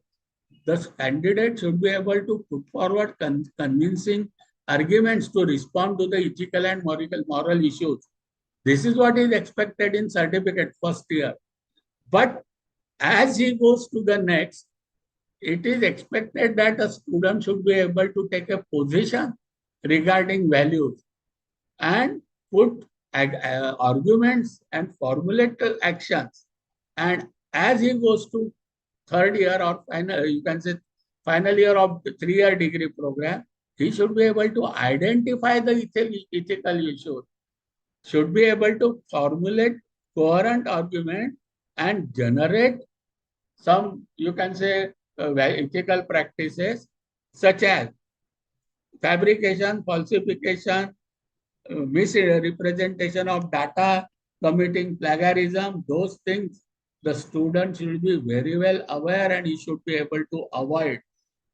And our assignment assessment, our regular practical assessment, those should be the rubrics that, yes, whether student has copied the data from somebody's copy, whether he has simply copied the assignment, those observations will be required to be given when we assess the student when it comes to side. So our complete assessment evaluation system will get modified when we say that NEP is implemented. So for lifelong learning also, we have to make some rubrics to observe the student and give them credit. Now, once we have seen what are the descriptors, specifications for various levels of higher education, now let us go into some concrete example for curriculum planning and development based on whatever we have discussed up till now. So what are the key outcomes underpinning curriculum planning and development? Our framework should be based on expected learning outcome and academic standard that are expected to be attained by graduates of the program of study and holder of qualification. हे fundamental principle आहे की आपलं जे काय आपण curriculum framework बनवू ते outcome based असलं पाहिजे आणि क्लिअरली एक्सपेक्टेड लर्निंग आउटकम आपल्याला लेवल बेस्ड असे स्पेसिफाय करावं लागतील, स्पेल आउट करून असल्या पाहिजे. ते त्याच्यात ऑर्डर कशी राहील, सगळ्यात पहिले शुड हॅव ग्रॅज्युएट ॲट्रिब्यूट्स, त्याला आपण प्रोग्राम आउटकम म्हणतो. त्याच्या खाली त्यांचे जे क्वालिफिकेशन असेल त्याचं डिस्क्रिप्टर, मग प्रोग्राम लर्निंग आउटकम आणि course learning outcome. This is how our curriculum has to be framed when we say NEP is implemented. Learning outcome जे आपण शब्द वापरतो म्हणजे काय, तर they are granular milestones of learning आणि usually they progress in sequence leading to attainment of competency. आणि interim markers of this learning achievements are necessary which teacher can observe and track learning and respond to the needs of learner continually. And these interim markers are nothing but learning outcome. Continuous assessment साठी आपण जे काय आम्हाला expected आणि ते जसं बघतो त्याला म्हणायचं learning outcome. Now when we say we are adopting NEP, remember friends, we are adopting multi-entry, multi-exit higher education. We have seen we are going for level-based competency education. For each level, different qualifications we are giving, and in NEP, a student is allowed to exit at any level with that particular qualification. एक वर्षांनी मुलांनी पूर्ण करून केला त्याला certificate देऊन बाहेर जाऊ द्या, 2-4 वर्षांनी त्याला परत आत येता येईल, मग तो डायरेक्ट डिप्लोमाला एंट्री होईल. डिप्लोमा घेतला, बाहेर गेला, पुन्हा त्याला 2-4 वर्षात परत येता येईल. थर्ड इयरला लेवल 5 ला येईल आणि नाही 5.5 ला, and he will be admitted to level 5.5 and pursue third year of degree programme. So NEP has flexibility of multi-entry, multi-exit. Of course, we will never encourage students to take exit and come back. But for some students, for some reason, if they are required to take exit, this system permits. So that much flexibility is there. That is why the curriculum is level-based and qualification framework is provided. So students do not live without any qualification. सध्याच्या system मध्ये काय होतं, मुलांनी 12वी नंतर admission घेतली आणि suppose 5th सेमिस्टरला त्याला बाहेर जावं लागलं काही कारणाने, तर तो सबसिडीच्या खेळासारखा 12वीला येतो. He doesn't get any acknowledgement for his first year and second year study. In NEP, if student for some reason has to exit in 5th semester, he will go with diploma. म्हणजे त्याचे 2 वर्षाचे credentials त्याच्या कामात येतात. He goes with certain certification. So this is the facility and flexibility available in NEP for student. Now, if we think of now application of whatever we have discussed up till now, say let us take example of redesigning some undergraduate program. तर NEPच्या UG curriculum मध्ये verticals दिलेले आहेत, जे आपण 3 domains आता बघितले की knowledge domain असेल, skill domain असेल, बिहेवियर डोमेन असेल, ह्युमॅनिस्टिक अप्रोच असेल, त्याच्यासाठी ते सगळे इन्क्लूड यावे म्हणून 7 व्हर्टिकल दिलेले आहेत. Those verticals are major minor courses, ability enhancement courses, Indian knowledge system, value education, flexibility for open elective and generic elective, experiential learning साठी internship field project, now social responsibility and community engagement. We know learning can happen from anywhere. So co-curricular, there is nothing like extracurricular in now henceforth. Everything will be co-curricular. So co-curricular courses are there, and vocational and skills are the important component of now education. So it is the integration of academic education with vocational education. That is why vocational education, skill enhancement courses, and life skill courses. So these are the verticals. So complete education, suppose undergraduate level, you will find these 7 verticals will be there irrespective of your student is pursuing science program, humanities program, or commerce program, or engineering program, irrespective of the program, these 7 verticals will be there in the curriculum. So when we design curriculum, we have to ensure including or embedding these verticals into our curriculum. Now, this outcome-based education will start with clear statement on what knowledge, skill, attitude will the student will be able to demonstrate. Before, on that basis only, qualification will be given. Now they should be measurable also. So statements have to be there and they should be smart, be specific, measurable and time bound.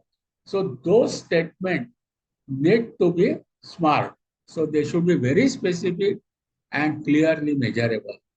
They should be arranged. First, graduate attributes or program outcome, then program educational objective. That is after passing, what the student in which area for what job roles the institute is preparing the student for. And finally, it will be course outcome or course learning outcome. So program outcomes are the statement that will describe what the students are expected to know and able to do upon graduating from the program. They relate with, of course, skill, knowledge, attitude, and behavior. So clear-cut statements have to be given, and UGC or NEP, they are provided those statements. Some of the sample POs, I will show you that students of all UG program at the graduation will be able to, number one, critical thinking. So that is PO1. They should be able to take informed action, identifying assumptions, framing thinking and action, checking out degree to which assumptions are accurate, valid, and looking at ideas and decisions. Intellectual, organizational, and personal perspective a student should be able to do. So our student should be a critical thinker. So now this is given by UGC, NAC. So these POs are applicable to each and every institute nationally and aligned with international benchmark. Social interaction, effective citizenship, ethics, you will find divided in only those 3. So these are some of the attributes which we will have to mention very clearly when we say that we are designing the curriculum.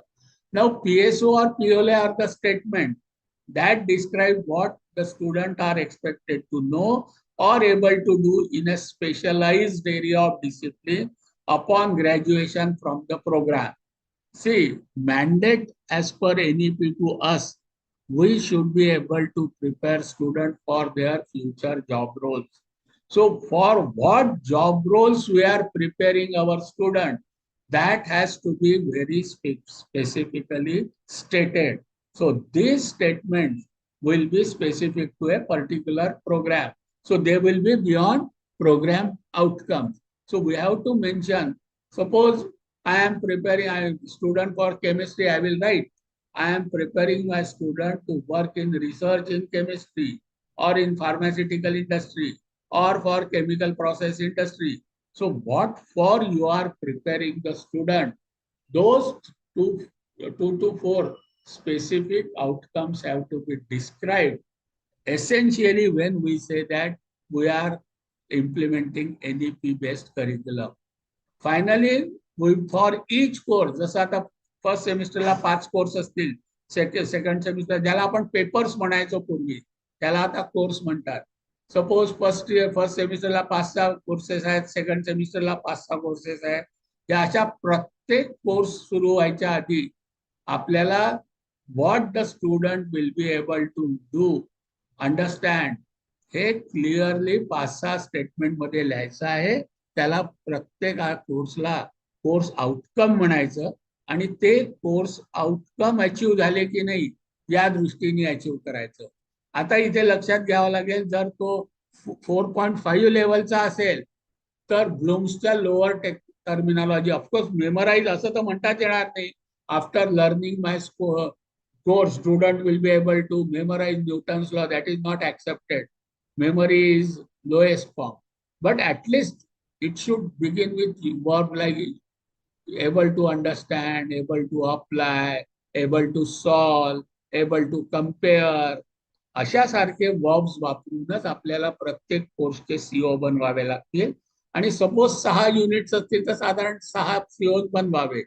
Rule of thumb 5-6 CO असावे प्रत्येक कोर्सला. जितकेही courses आहेत, suppose the student learns 30 courses in a programme, for each of the courses course outcome has to be given, and those courses have outcomes have to be specific, measurable, realistic, appropriate and time bound. हे लक्षात ठेवूनच course outcome आपल्याला major करायचे. आणि of course it should be mapping with programme outcomes. Now they should be based on taxonomy levels, remembering, understanding, application, analysis, evaluation and synthesis. Avoid the outcome as remembering. म्हणजे असं नका लिहू की student will be able to recite the poem. It is not expected. नुसतं memorise करून करेल काय? ते कदाचित 3-4 वर्षाच्या मुलासाठी reciting may be okay, but higher एज्युकेशनला memorizing something is not, it is obvious, it is not expected. So begin with understand, apply, analyze. Wow. Now remember, what is remembering? It is the skill. What skill it demonstrate? It demonstrate ability to recall information like fact, convention, definitions, etc. आणि जर मला remembering वापरायचं आहे, so what verb I will use? The student should be able to list, define, describe, state, recite, recall, identify. If I write such type of verb, then I am referring to remembering. What does it mean? जर आपल्याला remembering घ्यायचं नसेल तर तुमच्या परीक्षेच्या असेसमेंटच्या पेपरमध्ये, evaluation मध्ये किंवा विद्यापीठाच्या एक्झाम मध्ये शक्यतो question with define, list, state, recall, label अशा सारखे नेम, हू, व्हेन, व्हेअर असे शक्यतो प्रश्न विचारायचे नाही.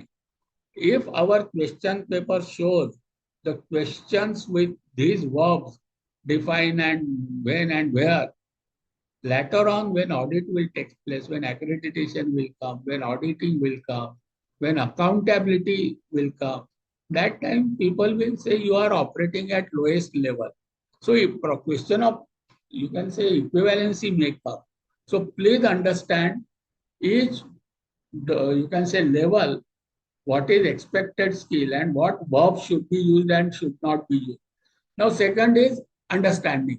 What is expected skill? The student should be able to understand information and grasp the meaning.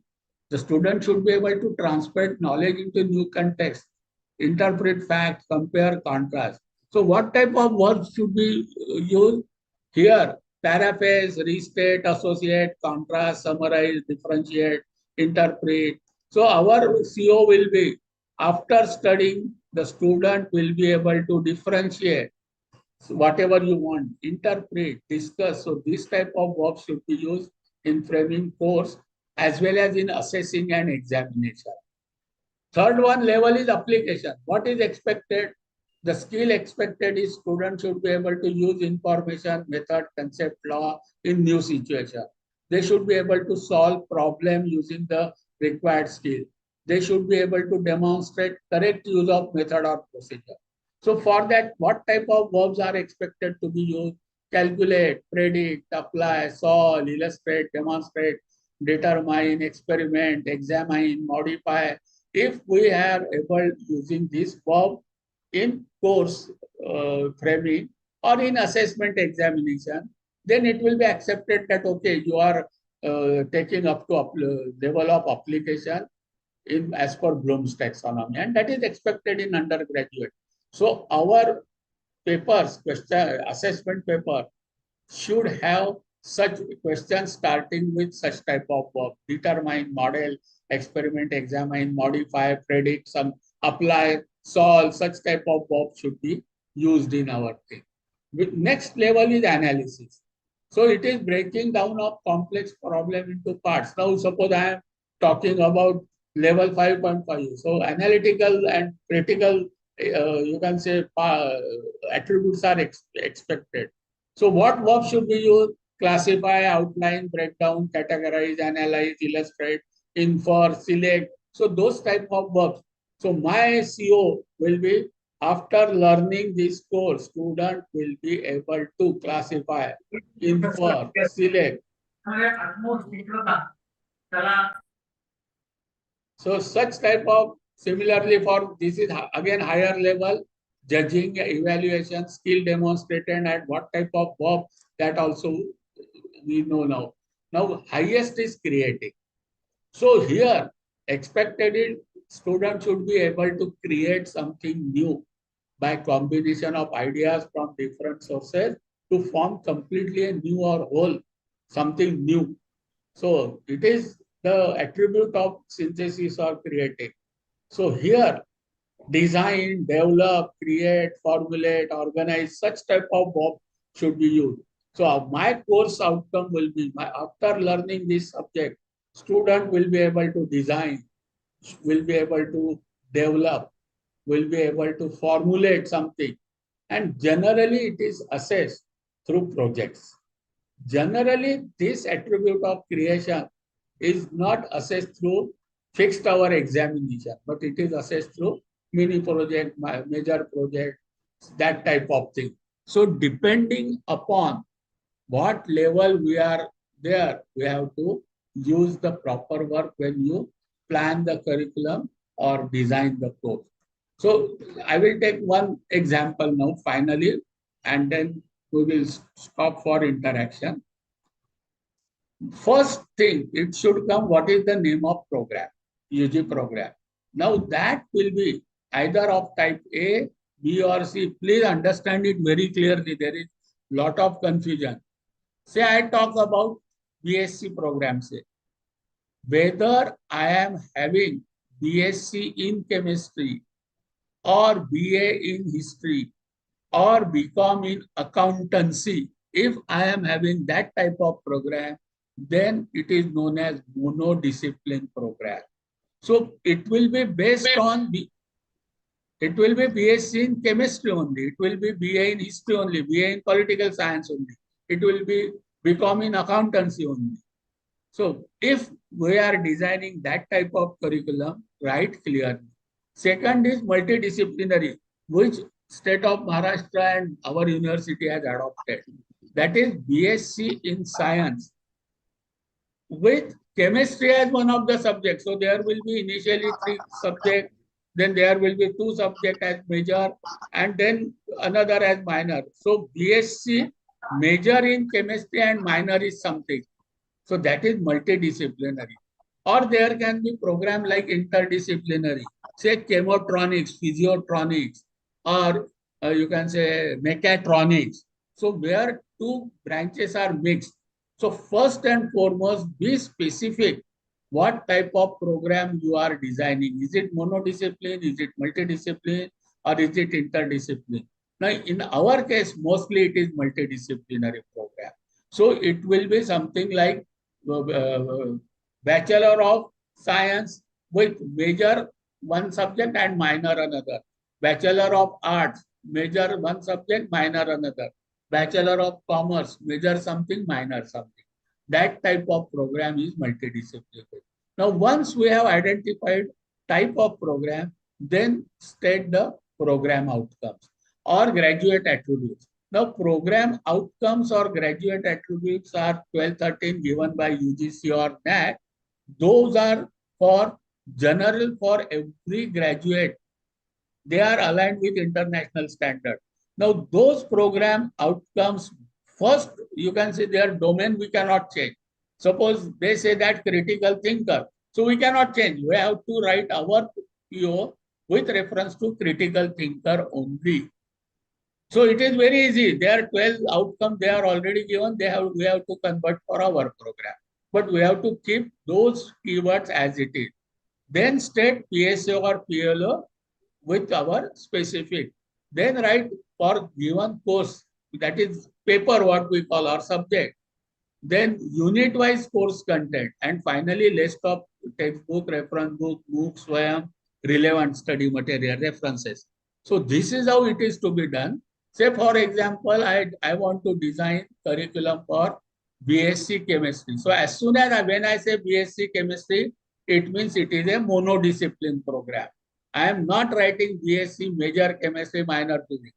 I am preparing curriculum for monodiscipline program, say BSc chemistry, BA political science, BA economics, or become accountancies. That type of monodiscipline I have taken for example. Second thing, I will write the POs, that is attributes of a graduate in chemistry. So disciplinary knowledge and skill, that is to be kept common for every program. Then I will write, okay, the student will be able to, graduate will be capable of demonstrating comprehensive knowledge in subfield, analytical, inorganic, organic, modern instrumentation, like that for all 12, skilled communicator, critical thinker, sense of inquiry.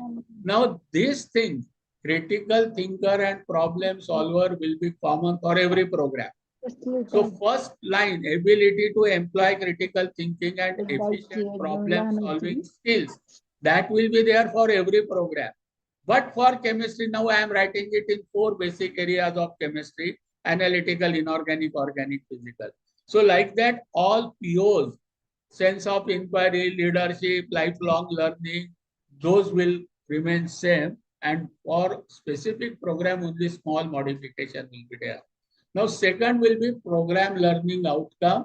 Now, it will be related to BSc degree program in chemistry, monodiscipline.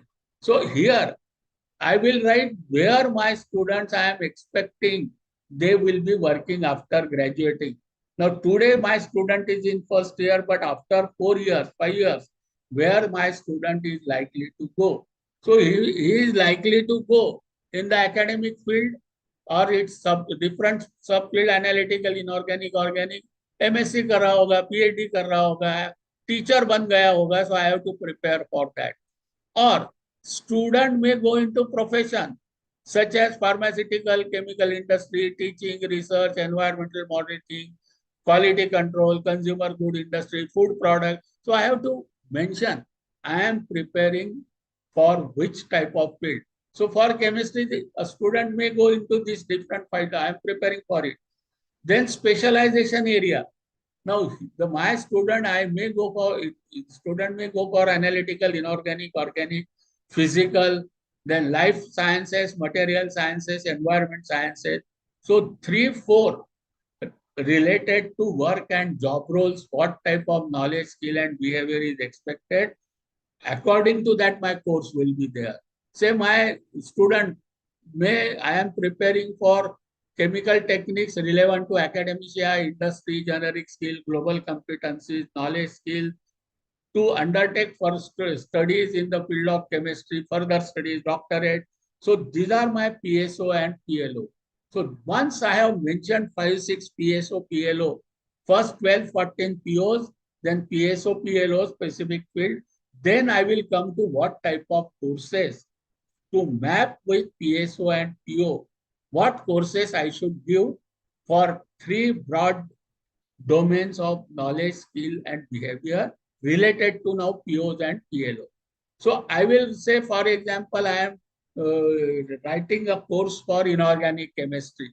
It is of 4th semester and it is a course semester, core course, 8 number 4 course, and it is for semester 4. See, why everything I have to write? Because I am specifying the level. Now I am talking about level 5. 4th semester means level 5. So after learning this course, my student will be able to see the verb I am using: recognize, describe, explain, recognize and explain. So Bloom's taxonomy, I know where I am writing memorize, recall. So understanding and application, these are the 2 levels I am expecting through this course. I have not written here any course outcome as synthesize, create, critically analyze, that I have not written. So because it is level 5 course, for this particular course, that may be introductory sort of for my coordination chemistry. So I have kept my Bloom's level as level 2 and 3. That is understanding and application level. And based on that, I have designed the course. So this is how complete understanding of, you can say, concepts, domains, what is education, what does NEP mandate us to do, what are the frameworks like credit framework, qualification framework, level-based competency-based education, curriculum framework, and outcome-based education talks about. So when we say we are implementing NEP, means we will be working under this framework. This framework will be uniform throughout the nation, and it is aligned with international framework. So again, remember, we will be working on 5 pillars. Access. So student from vocation can come to academic, academic can go to vocation. So access has to be increased. Equity, whether student studies in Mumbai, Pune or at Chandur Bazar and Amravati, they should get same quality, same excellent type of education. So they are standardized everywhere. Level 4.5 means same description. Everything, content may little bit vary, but level and its mapping and specification will remain same. We have to use many IT tools. Mode of learning is not important. So depending on that, teaching pedagogies and assessment tools and techniques, we have to newly design. We have to accept that student may learn from anywhere, online mode, digital mode, open mode, experiential learning, blended mode, or he may come to me and he may learn from me in person.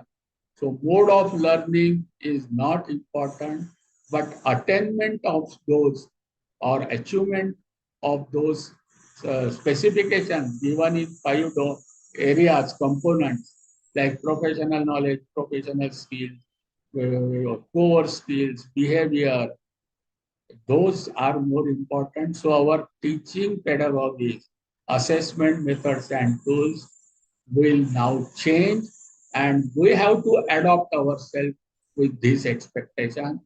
And finally, accountability is the pillar. So please keep in mind, not today, but after 5 years, everybody of us may get audited, and for equivalency, academic bank of credit, everything, things will now change from national level to local level, and everybody of us will have to follow this framework. So I sincerely express my thanks to all learned participants. Let us have, if any, some queries, some interactive sessions, some questions. If anybody wants to add, it is open, because some of you may be doing better than what I have told. So I request you to participate. Let everybody gets benefited by your knowledge and experience also. If any question, please come up. Otherwise, I put my presentation here. Thank you. Thank you very much. Thank you, sir. Thank you so much. Participants, the forum is open for discussion. If you have any queries or the questions or some kind of observation with regards to particular this session, please note down here, or you can please ask to Professor Marathi, sir. Please, anyway. Hello sir. Yeah, Dr. Mahajan, sir, please. Sir, एक अशी Curie आहे. सांगा ना sir. NEP तरी आपल्याला implementation करावीच लागणार आहे आणि चालूही आहे. मात्र करिक्युलम हे विद्यापीठाकडून डिझाईन केलं जातं, फक्त आपण इम्प्लिमेंटेशन करतो. आणि COPO जे आहेत ते आपल्याला कॉलेज लेवलला काढायचे आहेत. एक्झाम्स देखील युनिव्हर्सिटी लेवलला 60-40चा पॅटर्न आलेला आहे. त्याच्यामुळे आपल्याला फक्त इंटरनल आपण घेणार आहोत. एक्सटर्नल आपण घेणार नाही आहोत. मग पीओसीओच्या संदर्भात ही म्हणजे कॉलेज लेवलचे पीओसीओ आणि विद्यापीठ पातळीवरचे जे काही हे आहेत त्याच्यामध्ये मध्यंतर कसं साधायचं? खूप छान प्रश्न आहे महाजन सर. पहिल्यांदा आपण समजून घेऊया की विद्यापीठाच्या लेव्हलला करिक्युलम देताना ते आपल्याला ग्रॅज्युएट ऍट्रिब्यूट्स आणि पीओज देतील, जे युजीसीनी आणि नॅकनी इंटरनॅशनल लेवलनुसार ते ऑलरेडी 12-14 दिलेले आहेत. त्यामुळे कुठल्याही ग्रॅज्युएटमध्ये कुठले ऍट्रिब्यूट्स हवे याच्यात कुठल्याच विद्यापीठाला फार फेरफार करायची तशी मुभास नाही आहे.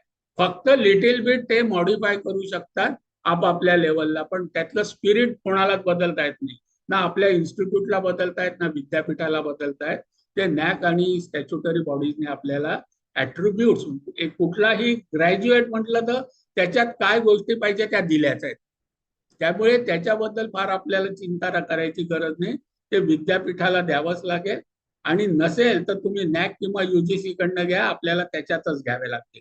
अगदी शब्द इकडले तिकडे करू शकू, स्पिरिट करता येत नाही. नाव सीओ विद्यापीठाने जर सिलेबस दिलं तर त्या सिलेबसच्या जे काय कोर्स, सपोज तुमचा जो विषय असेल प्रोग्राम, त्यातले 5 विषय पहिल्या सेमिस्टरला, 5 विषय दुसऱ्या सेमिस्टरला, असं मी समजतो. ज्याला आपण पूर्वी सब्जेक्ट किंवा पेपर म्हणायचो, आता त्याला कोर्स म्हणतात ते. आणि त्या प्रत्येक कोर्सला विद्यापीठाने देताना कोर्स आउटकम पहिले द्यावेच लागतील. त्यांना नाही दिले तर कॉलेजनी रेफर बॅक करावं बीओएस ला की सर याचे कोर्स सीओज काय आहे. आता विद्यापीठ आपल्याला 4-5 सीओ देईल, तर 6 युनिट्स असतील तर 5-6 युनिट काढून देईल ते. तर आपण असं समजूया टू बिगिन विथ, जोपर्यंत आपल्याला अकॅडमिक ऑटोनॉमी येत नाही तोपर्यंत विद्यापीठांनी सीओ दिले आहेत ते आपल्याला घ्यायचे. पण विद्यापीठांनी सीओ दिले तेच घ्यायचं असं कुठेही बंधन नाही. जर माझ्या इन्स्टिट्यूट एक लोकेशन स्पेसिफिक असेल, मी त्याच्यामध्ये सीओ टाकू शकतो. विद्यापीठाने 5 दिले, मी अजून 2 टाकेन की माझ्या फक्त ते स्पेसिफाय करा, त्याला पब्लिसाइज करा, त्याला कॉलेजच्या वेबसाईटवर येऊ द्या, सगळीकडे त्याचं रेकॉर्डेड येऊ द्या की विद्यापीठाने दिलेले हे 5 सीओ आणि आम्ही आमच्याकडनं टाकलेले 2-3 सीओ. आपल्याला सीओ टाकायची मुभा आहे. फक्त तुम्ही ते प्रॉपर तुमच्या कॉलेजची जी काय बॉडी असेल, कॉलेज डेव्हलपमेंट कमिटी असेल, त्याच्याकडनं मान्यता घेऊन घ्या. म्हणजे असं दिसतं की बा वेल थॉट केलेला आहे.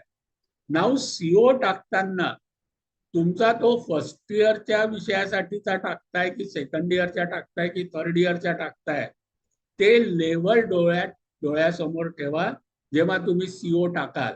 आणि त्याच्यामध्ये ब्लूम्स टेक्सॉनॉमीनुसार मेमरी रिलेटेड वर्क वापरू नका.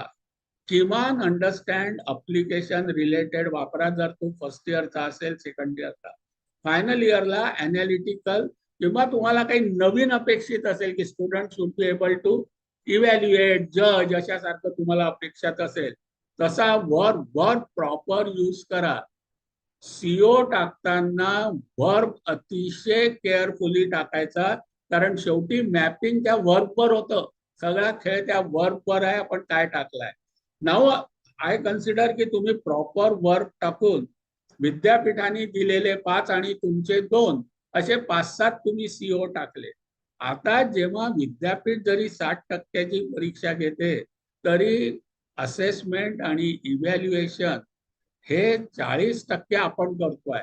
आपण समजून घेऊया डिफरन्स बिटवीन असेसमेंट, इव्हॅल्युएशन आणि एक्झामिनेशन. विद्यापीठ एक्झामिनेशन घेईल, मी त्याच्याबद्दल 1-2 मिनिटांनी नंतर सांगतो. पण तुम्ही असेसमेंट जसं करत असाल, कदाचित तुम्ही टेस्ट घेणार असाल, रुब्रिक्स प्रत्येक विषयासाठी पहिले लिहा की what will be rubrics for your assessment. तुम्ही कुठले रुब्रिक्स वापरून असेस करणार आहात. मी फॉर एक्झाम्पल सांगतो की बा तुम्ही कंटिन्युअस असेसमेंटसाठी मी 2 युनिट टेस्ट पण घेणार आहे असं ठरवलं ते. तर ते युनिट टेस्ट घेताना ज्या युनिटवरचे तुम्ही प्रश्न काढणार आहात त्याच्या रिलेटेड सीओ मॅप करा. की समजा तुम्ही त्या युनिटमध्ये असं म्हटलं असेल की after studying this unit student will be able to understand, असं काही कन्सेप्ट. तर तुमचा पेपरमध्ये जो वर्बनी क्वेश्चन सुरू होईल, कृपा करून डिफाईन, लिस्ट असे शब्द टाकून तुम्ही प्रश्न क्वेश्चन पेपर मध्ये टाकायचे नाही. प्रत्येक लेवलसाठी कुठल्या वर्ब वापरून पेपरचा क्वेश्चन सेट केला पाहिजे ते सुद्धा अवेलेबल आहे. डिटेल एखाद वेळेला असेसमेंट टेक्निकवर वेगळं झालं सेशन तर मी समजावून सांगतो, पण मी आता तुम्हाला माहिती म्हणून सांगतो की तुम्ही कुठल्याही या पब्लिकेशन मध्ये गेल्या, ब्लूम्स टेक्सॉनॉमीच्या जरी गेल्यात किंवा एक्झाम रिफॉर्म्सच्या UGCच्या गाईडलाईन मध्ये गेलात, इव्हॅल्युएशन रिफॉर्मच्या गाईडलाईन मध्ये गेलात, NHEQFच्या गाईडलाईन मध्ये गेलात, तर तुम्हाला लेवलसाठी कुठला वर्ब वापरायचा ते सुद्धा दिलेला आहे. मग तो वर्ब वापरूनच तुम्ही पेपर मधला क्वेश्चन सेट करा. आता मी समराइज करतो की मी पेपर मधला वर्ब म्हणजे एक्सप्लेन वापरणार आहे, मी सॉल्व म्हणणार आहे, इंटरप्रिट म्हणणार आहे, कम्पेअर म्हणणार आहे, एक्सप्लेन म्हणणार आहे. कुठला वर्ब वापरणार आहे मी विद्यार्थ्याला पेपरमध्ये त्या प्रश्न टाकताना, that is the key point of mapping. मग तुम्ही समजा त्याच्यात अंडरस्टँड हे तुमचा CO होता आणि तुमचा प्रश्न एक्सप्लेनचा होता, तर तुम्ही सांगा हे एक्सप्लेन मध्ये मी अंडरस्टँडिंग अपेक्षित केलं होतं, माझ्या मुलांनी explain something, solve something, compare something असे त्यांच्या माझ्या प्रश्नाला उत्तर दिलेले आहे. हे प्रश्न त्या मुलांना आला म्हणजे माझा CO मॅप झाला, आणि हा CO मॅप झाला जो तुम्ही PO टाकला असेल त्याच्याशी मॅप झाला, संपलं. असं दरवेळेला डे टू डे किंवा वीकली टेस्ट घेतल्या तर at the end of the session माझं जेव्हा मी पिरियड पूर्ण करतो, मी 2-4 मुलांना प्रश्न विचारतो. ते प्रश्न लिहा मी आज वर्गात कुठले विचारले आणि साधारणतः किती मुलांनी ते आन्सर केले. आणि प्रश्न विचारताना शिकवताना मी हॅव यू अंडरस्टूड 4दा विचारतो. शेवटच्या 5 मिनिटांमध्ये really whether they have understood or not त्याच्यासाठी मोबाईलवर एक क्विज विचारली आहे किंवा ओरल 2 क्वेश्चन विचारले आहे किंवा छोटंसं असाइनमेंट मध्ये त्यांना विचारलंय. हे असं असेस केलं तर तुमचं मॅपिंग होतं सर. या मेथड मध्ये विद्यापीठ PO देईल, विद्यापीठ PLO देईल, विद्यापीठ CO देईल. पण जर दिलं नाही तर आपण देणार नाही असं होणारच नाही, नाहीतर ते NEP कंप्लायंटच होऊ शकत नाही. पण आपल्याला उभा आहे का? Answer is yes. Limited flexibility आपल्याला आहे. नेव्हर से की जे विद्यापीठाने दिलं तेच आम्ही केलं. नो, आपल्याला जे 40% मार्क द्यायची, क्रेडिट द्यायची आणि परीक्षा घ्यायची हे दिली आहे मुभा, ती त्याच्यासाठी दिलेली आहे की तुम्ही कुठली परीक्षा घेणार आहे. तर मग आम्ही आमचे हे CO मॅप होतात की नाही पाहतो. परीक्षा घेतली, मार्क दिले, हा मेथडच नाही आहे ती. लर्निंग आउटकम अचीव झाले की नाही, म्हणजे आपण आता जे 40% मार्क देणार आहोत किंवा आपण जे असेसमेंट करणार आहोत ते कशाचं करणार आहोत?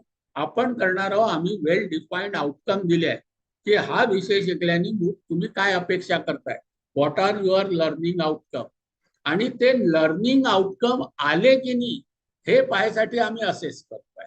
आणि मग मॅप करायचा, हे माझं लर्निंग आउटकम होतं एक्सपेक्टेड, त्याच्यासाठी हा मी प्रश्न विचारला, ही कॉम्पिटन्सी आहे त्या लर्निंग आउटकमला.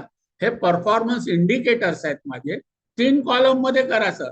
एक आउटकम घ्या, त्याच्यानंतर त्या आउटकम साठी कुठली कॉम्पिटन्सी तुम्ही एक्सपेक्ट करताय आणि ती कॉम्पिटन्सी आली की नाही बघायसाठी इंडिकेटर काय आहे, आणि ते इंडिकेटरच्या दृष्टीने असेस करायचं. मी असेस केलं इंडिकेटरनुसार, इंडिकेटर माझी कॉम्पिटन्सी दाखवतं आणि कॉम्पिटन्सी माझं लर्निंग आउटकम दाखवतो. This is outcome based education and this is what is NEP implementation, sir. I hope, sir, little bit I am able to answer. Sanjay sir? Thank you, sir. Thank you, sir. Yes, sir. Yes, sir. PEO बद्दल सांगा ना sir थोडंसं. कशाबद्दल ma'am? Programme educational objective. हा madam, आता असं आहे की आपल्याला विद्यार्थ्याला त्याच्या फ्युचर जॉब रोल साठी तयार करायचा आहे, हा मॅन्डेट आहे. आता आपण आपल्या विद्यार्थी, सपोज जो कुठल्या असेल, हिस्ट्रीचा असेल, पॉलिटिकल सायन्सचा असेल, केमिस्ट्रीचा असेल, किंवा आपण असो सायन्सचा असेल किंवा कॉमर्सचा असेल, तर डेफिनेटली त्या कॉमर्सचे, ह्युमॅनिटीजचे किंवा सायन्सचे कुठले फील्ड आहेत की जिथे हा मुलगा जाऊ शकतो.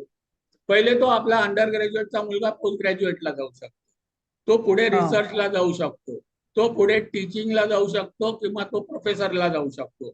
हा एक रूट आहे त्याच्यासाठी. दुसरा रूट आहे, तो समजा ह्युमॅनिटीजचा असेल तर कदाचित तो सर्व्हिसेस मध्ये जाऊ शकतो, म्हणजे तो कॉम्पिटेटिव्ह एक्झामिनेशन देऊन MPSC UPSC या लाईनला जाऊ शकतो आणि तो ऍडमिनिस्ट्रेटिव्ह सर्व्हिसेस मध्ये जाऊ शकतो, किंवा तो बँकिंग मध्ये, फायनान्शियल सेक्टरमध्ये कॉमर्सचा विद्यार्थी आहे. तो सायन्सचा विद्यार्थी असेल तर तो इंडस्ट्रीमध्ये जाऊ शकतो, तो क्वालिटी कंट्रोल मध्ये जाऊ. पहिले आपल्याला तो 4-5 वर्षांनी कुठल्या कुठल्या फील्डमध्ये विद्यार्थी जाऊ शकतो आणि आपली कॉम्पिटन्सी, जसं आता आपण विदर्भातलं आपलं कॉलेज आहे एक आहे आणि कदाचित काश्मीर मधलं कॉलेज वेगळं असेल, पण दोन्ही सायन्स शिकवतात. त्यांची मुलं कुठल्या सायन्सच्या एरियात जाऊ शकतात आणि आपली कुठले जाऊ शकतात. आपल्या इथे आजूबाजूला फार्मास्युटिकल इंडस्ट्री आहे का, केमिकल इंडस्ट्रीज आहेत का, टेक्सटाईल इंडस्ट्रीज आहेत का, हे आपल्याला माहिती आहे. म्हणजे आपल्याला साधारणतः आपण मुलगा कुठल्या सेक्टरसाठी तयार करतोय हे माहिती आहे. तर पहिले तो विचार करून, ब्रेनस्टॉर्मिंग करून कुठल्या कुठल्या आपली मुलं एरियात जाऊ शकतात याची एक्झॉस्टिव्ह लिस्ट करून द्या. आणि आपलं सिलेबस बनवताना हे कुठल्या याच्यामध्ये उपयुक्त होऊ शकेल, त्याच्यासाठी आपण शिकवतोय ते लिहा. म्हणजे रिव्हर्स इंजिनिअरिंग सारखं केल्यासारखं. आणि मग सांगा की आमचे मुलं माझा डिग्री घेतल्यानंतर त्यांचं प्रोफेशनल नॉलेज हे त्याच्या मास्टर्ससाठी, रिसर्चसाठी आणि त्यातला सब एरिया जो आहे, सब फील्ड आहे, ते जसं केमिस्ट्री असेल तर inorganic chemistry, organic chemistry, physical chemistry याच्यामध्ये, किंवा तो पॉलिटिकल सायन्सचा असेल तर इंटरनॅशनल पॉलिटिकल सिच्युएशन्स, किंवा अजून जे काय तुमचे पॉलिटिकल सायन्सचे फील्ड असतील, असे फील्डमध्ये माझा मुलगा जाऊ शकेल. That is PEO.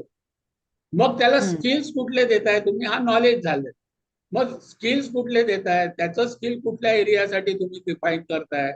की माझा मुलगा जर मी अनालिटिकल क्षेत्रासाठी तयार करत असेल तर माझ्या सिलेबसमध्ये analytical instrument, analytical technique, skilling त्याचा भर दिसला पाहिजे.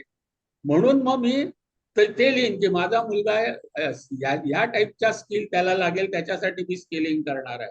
त्याचं बिहेवियर कसं असलं पाहिजे, त्याच्यात तो ज्या क्षेत्रात जाईल. समजा आता तो जनरल कॉमन आहे की त्याला एन्व्हायरमेंटचं बिहेवियर असलंच पाहिजे, हे प्रत्येक जणच लिहू शकतो. मग माझं PEO जर तो एन्व्हायरमेंट किंवा सस्टेनेबल डेव्हलपमेंटच्या दृष्टीने, ह्युमन व्हॅल्यूजच्या दृष्टीने, तो इथिकल आणि एक जबाबदार भारताचा नागरिक आणि कॉन्स्टिट्यूशन इंडियाचे माहीत असलेला नागरिक होईल माझा ग्रॅज्युएट, असं जर मी बिहेवियर डोमेनला लिहिलं तर तसे काही कोर्सेस माझ्या सिलेबसमध्ये दिसले पाहिजे. असे मी 4-5 PEO त्या दृष्टीने आपण तयार करायचे.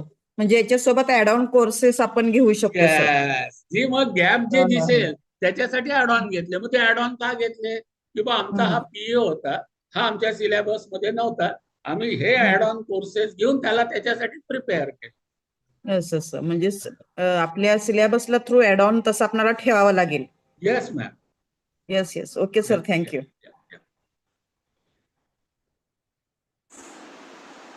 Excuse me sir. Yes please, Gawande madam.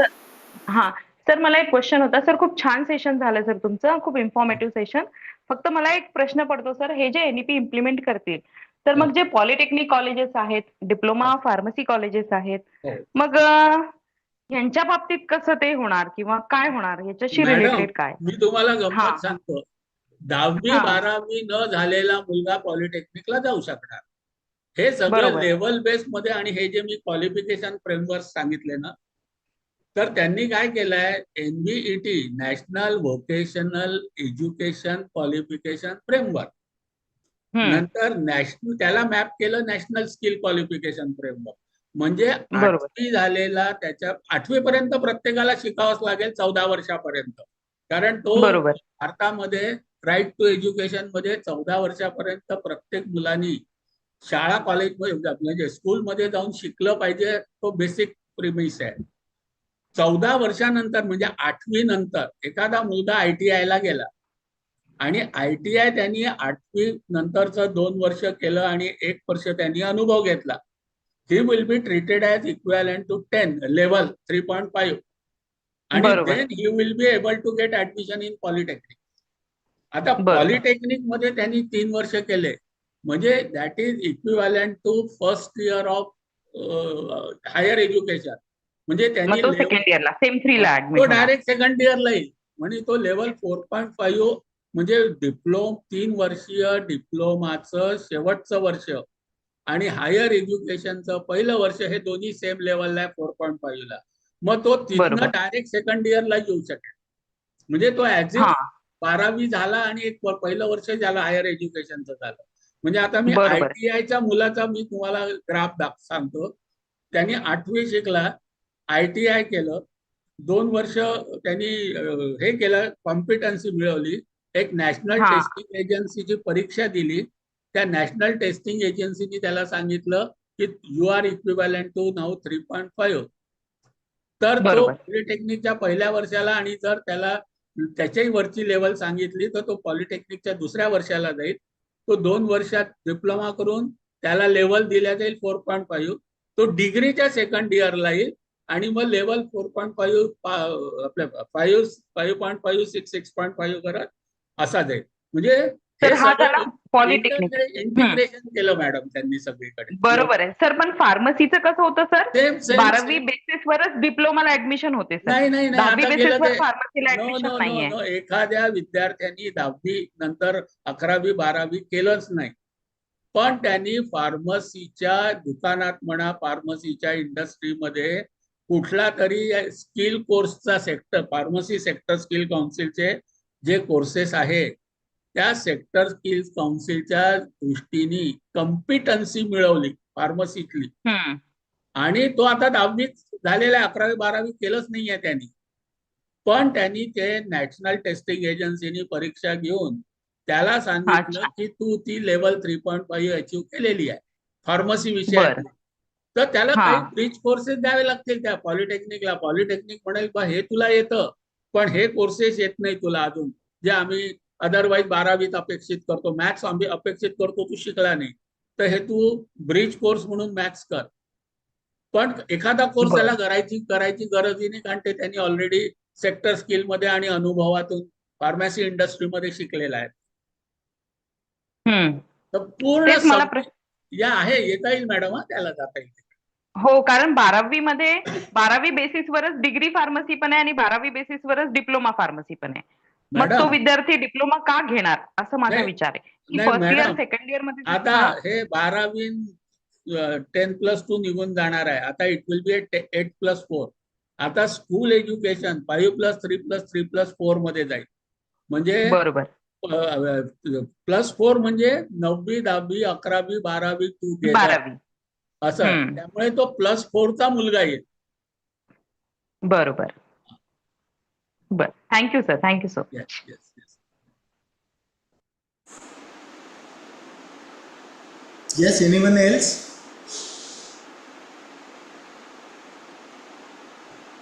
नमस्कार सर. हा नमस्कार काय. हॅलो. हा येस सर ऐकू येत आहे. हा सर एनईपीची एनईपीची सुरुवात सर पीजी पासून का बरं झाली म्हणजे युजी पासून न होता? सर तो पॉलिसी डिसिजन आहे. I am not really competent to really I am not answering from any authority basis. पण माझं बेसिक अंडरस्टँडिंग असं आहे सर की पीजीला इम्प्लिमेंट करणं रिलेटिव्हली सोपं होतं. तो एक्सपेरिमेंट होता पहिला. मग तो झाल्यावर त्यांनी युजीला तसं विचार केला तर मग आपण असं म्हणू प्री प्रायमरी पासून का नाही 2.5 वर्षापासून का नाही सुरू केलं. पण त्याला जो वेळ लागला असता ना म्हणजे ट्रुली स्पीकिंग तो 5+3+3+4 आणि then higher education and post graduate असा तो प्रवास आहे. School education to higher. पण इम्प्लिमेंटेशन करताना त्याला अजून 12 वर्ष 15 वर्ष लागली असती. Probably they have experimented with PG successful, then they have come to undergraduate. ते convenience of you can say practicability and तो विचार करून केलं असेल. सर ते मल्टी एंट्री कशी राहील धन्यवाद. थोडंसं सांगाल का आर्ट्सच्या सब्जेक्टच्या विद्यार्थ्यांना? सर आता मी अंडर ग्रॅज्युएट म्हणजे हायर एज्युकेशनचं सांगतो याच्याकडे, की सपोज एखाद्या विद्यार्थ्यांनी 12वी नंतर किंवा लेवल 4 नंतर, आता 12वी इज इक्वॅलंट टू लेवल 4, नाव लेवल 4 कुठेही येऊ शकते ते आपल्याला कळलं. तो लेवल 4 करून लेवल 4.5 ला म्हणजे हायर एज्युकेशनच्या पहिल्या वर्षाला आला. आता पहिला वर्ष याचा अर्थ असा आहे की तो 1200 तासाचं लर्निंग त्यांनी केलं. त्यांनी त्याच्या 40 ते 44 क्रेडिट मिळवले. म्हणजे तो एक वर्ष आहे, 1200 तासाचं लर्निंग झालंय म्हणजे 2 सेमिस्टर, आणि त्यांनी 40 ते 44 क्रेडिट मिळवले. आता या मुलाला आता काही कारणाने पुढचं शिक्षण घ्यायचं नाही, त्याला नोकरी करायला किंवा अर्निंगला जावं लागतंय, what ever may be reason.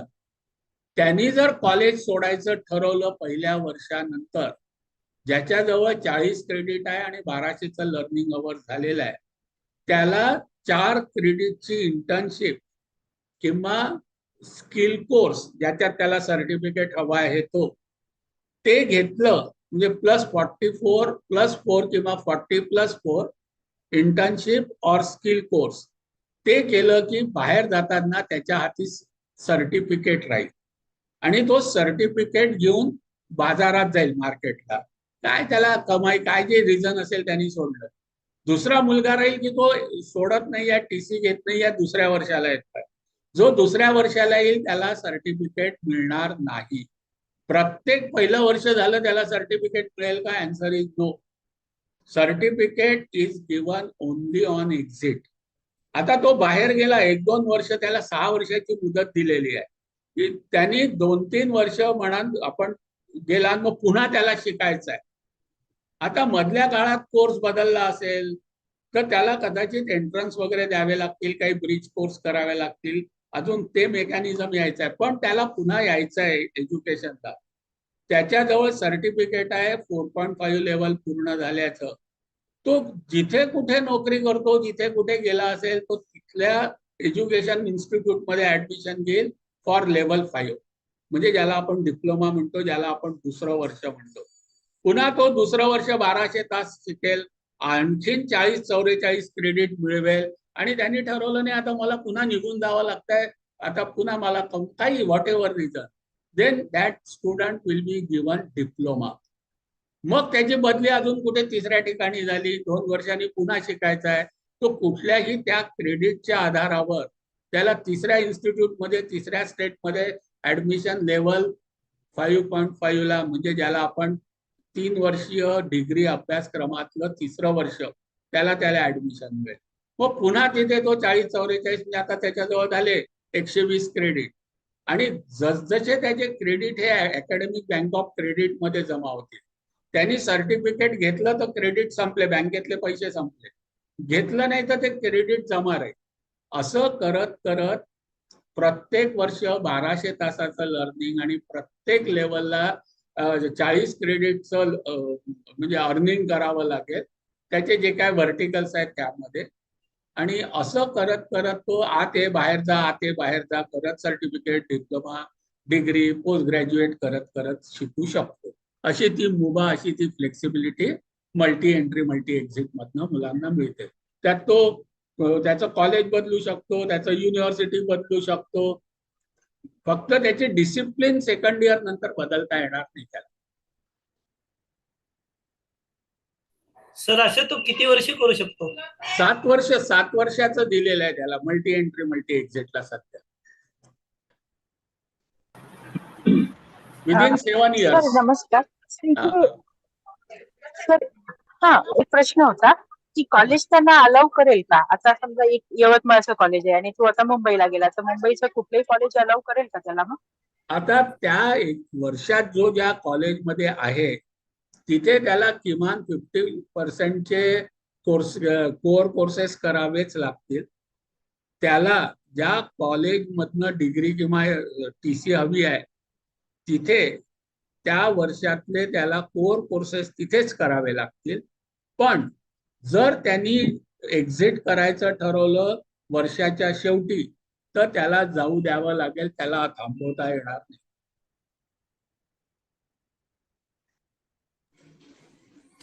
Hello sir. हा सर. हा सर, जर असं झालं आपण त्याला जाऊ दिलं तर हो. आता प्रॉब्लेम हा आहे की स्ट्रेंथचा आहे. ग्रामीण भागातलं एखादं कॉलेज आहे हो. आणि त्याला सुरुवातीला समजा चांगल्या मोठ्या कॉलेजला प्रवेश मिळत नाही, तो ग्रामीण भागात आमच्याकडे फर्स्ट इयरला पूर्ण करतो तो, हो. आणि तो जर नंतर दुसऱ्या कॉलेजला गेला, मग हो. असे अनेक अगोदरच आता ड्रॉपआउट रेट जास्त आहे. हो. पण फॉर त्याला एक्झाम्पल, सर एक करेक्शन सांगतो मी. त्यांनी हा जर एक्झिट घेतली हा तर त्याला 2 वर्ष कुठल्याही अन्य कॉलेजमध्ये ऍडमिशन घेता येणार नाही. त्याला जर म्हणजे हे अशी पळापळी नाही करता येणार. ओके, आपल्याकडनं टीसी काढली आणि दुसऱ्या कॉलेजमध्ये गेलं. नो, हा येस येस त्याला गॅप दाखवावी लागेल ना 2 वर्षाची. येस सर, हा नाहीतर ओके, तुमच्याच कॉलेजमध्ये कंटिन्यू करावं. हा ओके ओके, ठीक आहे sir, yes sir, thank you sir. Hello, sir. Yes sir, Thank you, sir, for your nice informative talk. Thank you. Sir, मेरा क्वेश्चन ये है कि आपने एनईपी में बताया कि जो वोकेशनल स्किल कोर्सेज है वो सेम 3 मतलब सेकंड ईयर से शुरू होने चाहिए, लेकिन एसजीबीयू के सिलेबस के हिसाब से जो वोकेशनल स्किल कोर्स है वो सेकंड सेम में दिया है, तो फिर कैसे? ठीक है सर, मैं थियोरेटिकली बताया कि that is a common bracket VSEC, vocational and skill education courses. So expected is that first year, that is semester 1 and 2, the courses should be of SEC and not related to major. So SEC have to be there in first and second semester, but they did not be related to major. But in some of the faculties in Amravati University, they have given VSEC related to major itself in second semester. So that Okay. much flexibility. Along with the SEC, they have given along with the SEC. Yes, SEC they have provided in first semester essentially, Yeah. but it is they have provided. See, if you see NEP, they have given one bracket known as VSEC, Right. and under VSEC there are two components. One component is SEC and second component is VSEC. And for VSEC, it is specifically mentioned it should be related to major. And for SEC, it is not written it should be related to major. If we go by spirit and word, then SEC need not be of related to major, because major minor starts in third semester. Okay. But anyways, in Amravati University, some of the faculty have taken liberty to give VSEC in second semester. So okay, Yes. let us that much flexibility BOS has taken. Okay, sir. Okay, Yeah. thank you, sir. Hope so all the queries were resolved. So if you could permit, sir, shall we conclude? Yeah. So before concluding, let me express sincere thanks to Ankit sir, to you, to our Dr. Atik sir, Pro Vice Chancellor, Registrar, and mostly our you can say Vice Chancellor sir. And to end, let me again salute our brave soldiers. Let me say Jai Hind, Jai Hind ki Sena. Thank you. Thank you, sir. Thank you so much. Sir एक बोलू का? Yes, ma'am. Yeah, ma'am, please. आतापर्यंत NEP वरती जे काही seminar वगैरे झाले, lectures झाले ते ऐकले, पण तितक्या काही आयडिया क्लिअर झाले नाहीत. पण आताच्या ह्या सरांच्या, मराठी सरांच्या सेशन मध्ये खूप छान पद्धतीनं सगळं समजलं. Thank you sir. Madam Yadav madam, आज तुम्ही धन्यवाद, तुम्हीच प्रपोज करा, मी इथे स्टॉप होतो प्लीज. Okay sir. मी डॉक्टर मनीषा यादव, श्री गाडगे महाराज महाविद्यालय मूर्तिजापूर. आजच्या NEPच्या सेशन मध्ये डॉक्टर अनंत मराठे सरांनी जे काही अत्यंत महत्वपूर्ण माहिती NEP बद्दल दिली त्याबद्दल मी त्यांचा आभार मानते. आपल्या सर्वांच्याकडून सरांचं त्रिवार आभार व्यक्त करते आणि थांबते. Thank you. Thank you, ma'am. Thank you. And with the kind consent of Professor Marathi, sir, I would like to declare that this session will be over here and we will meet tomorrow. Thank you, sir. Thank you so much, sir. Thank you. And thank you, everyone.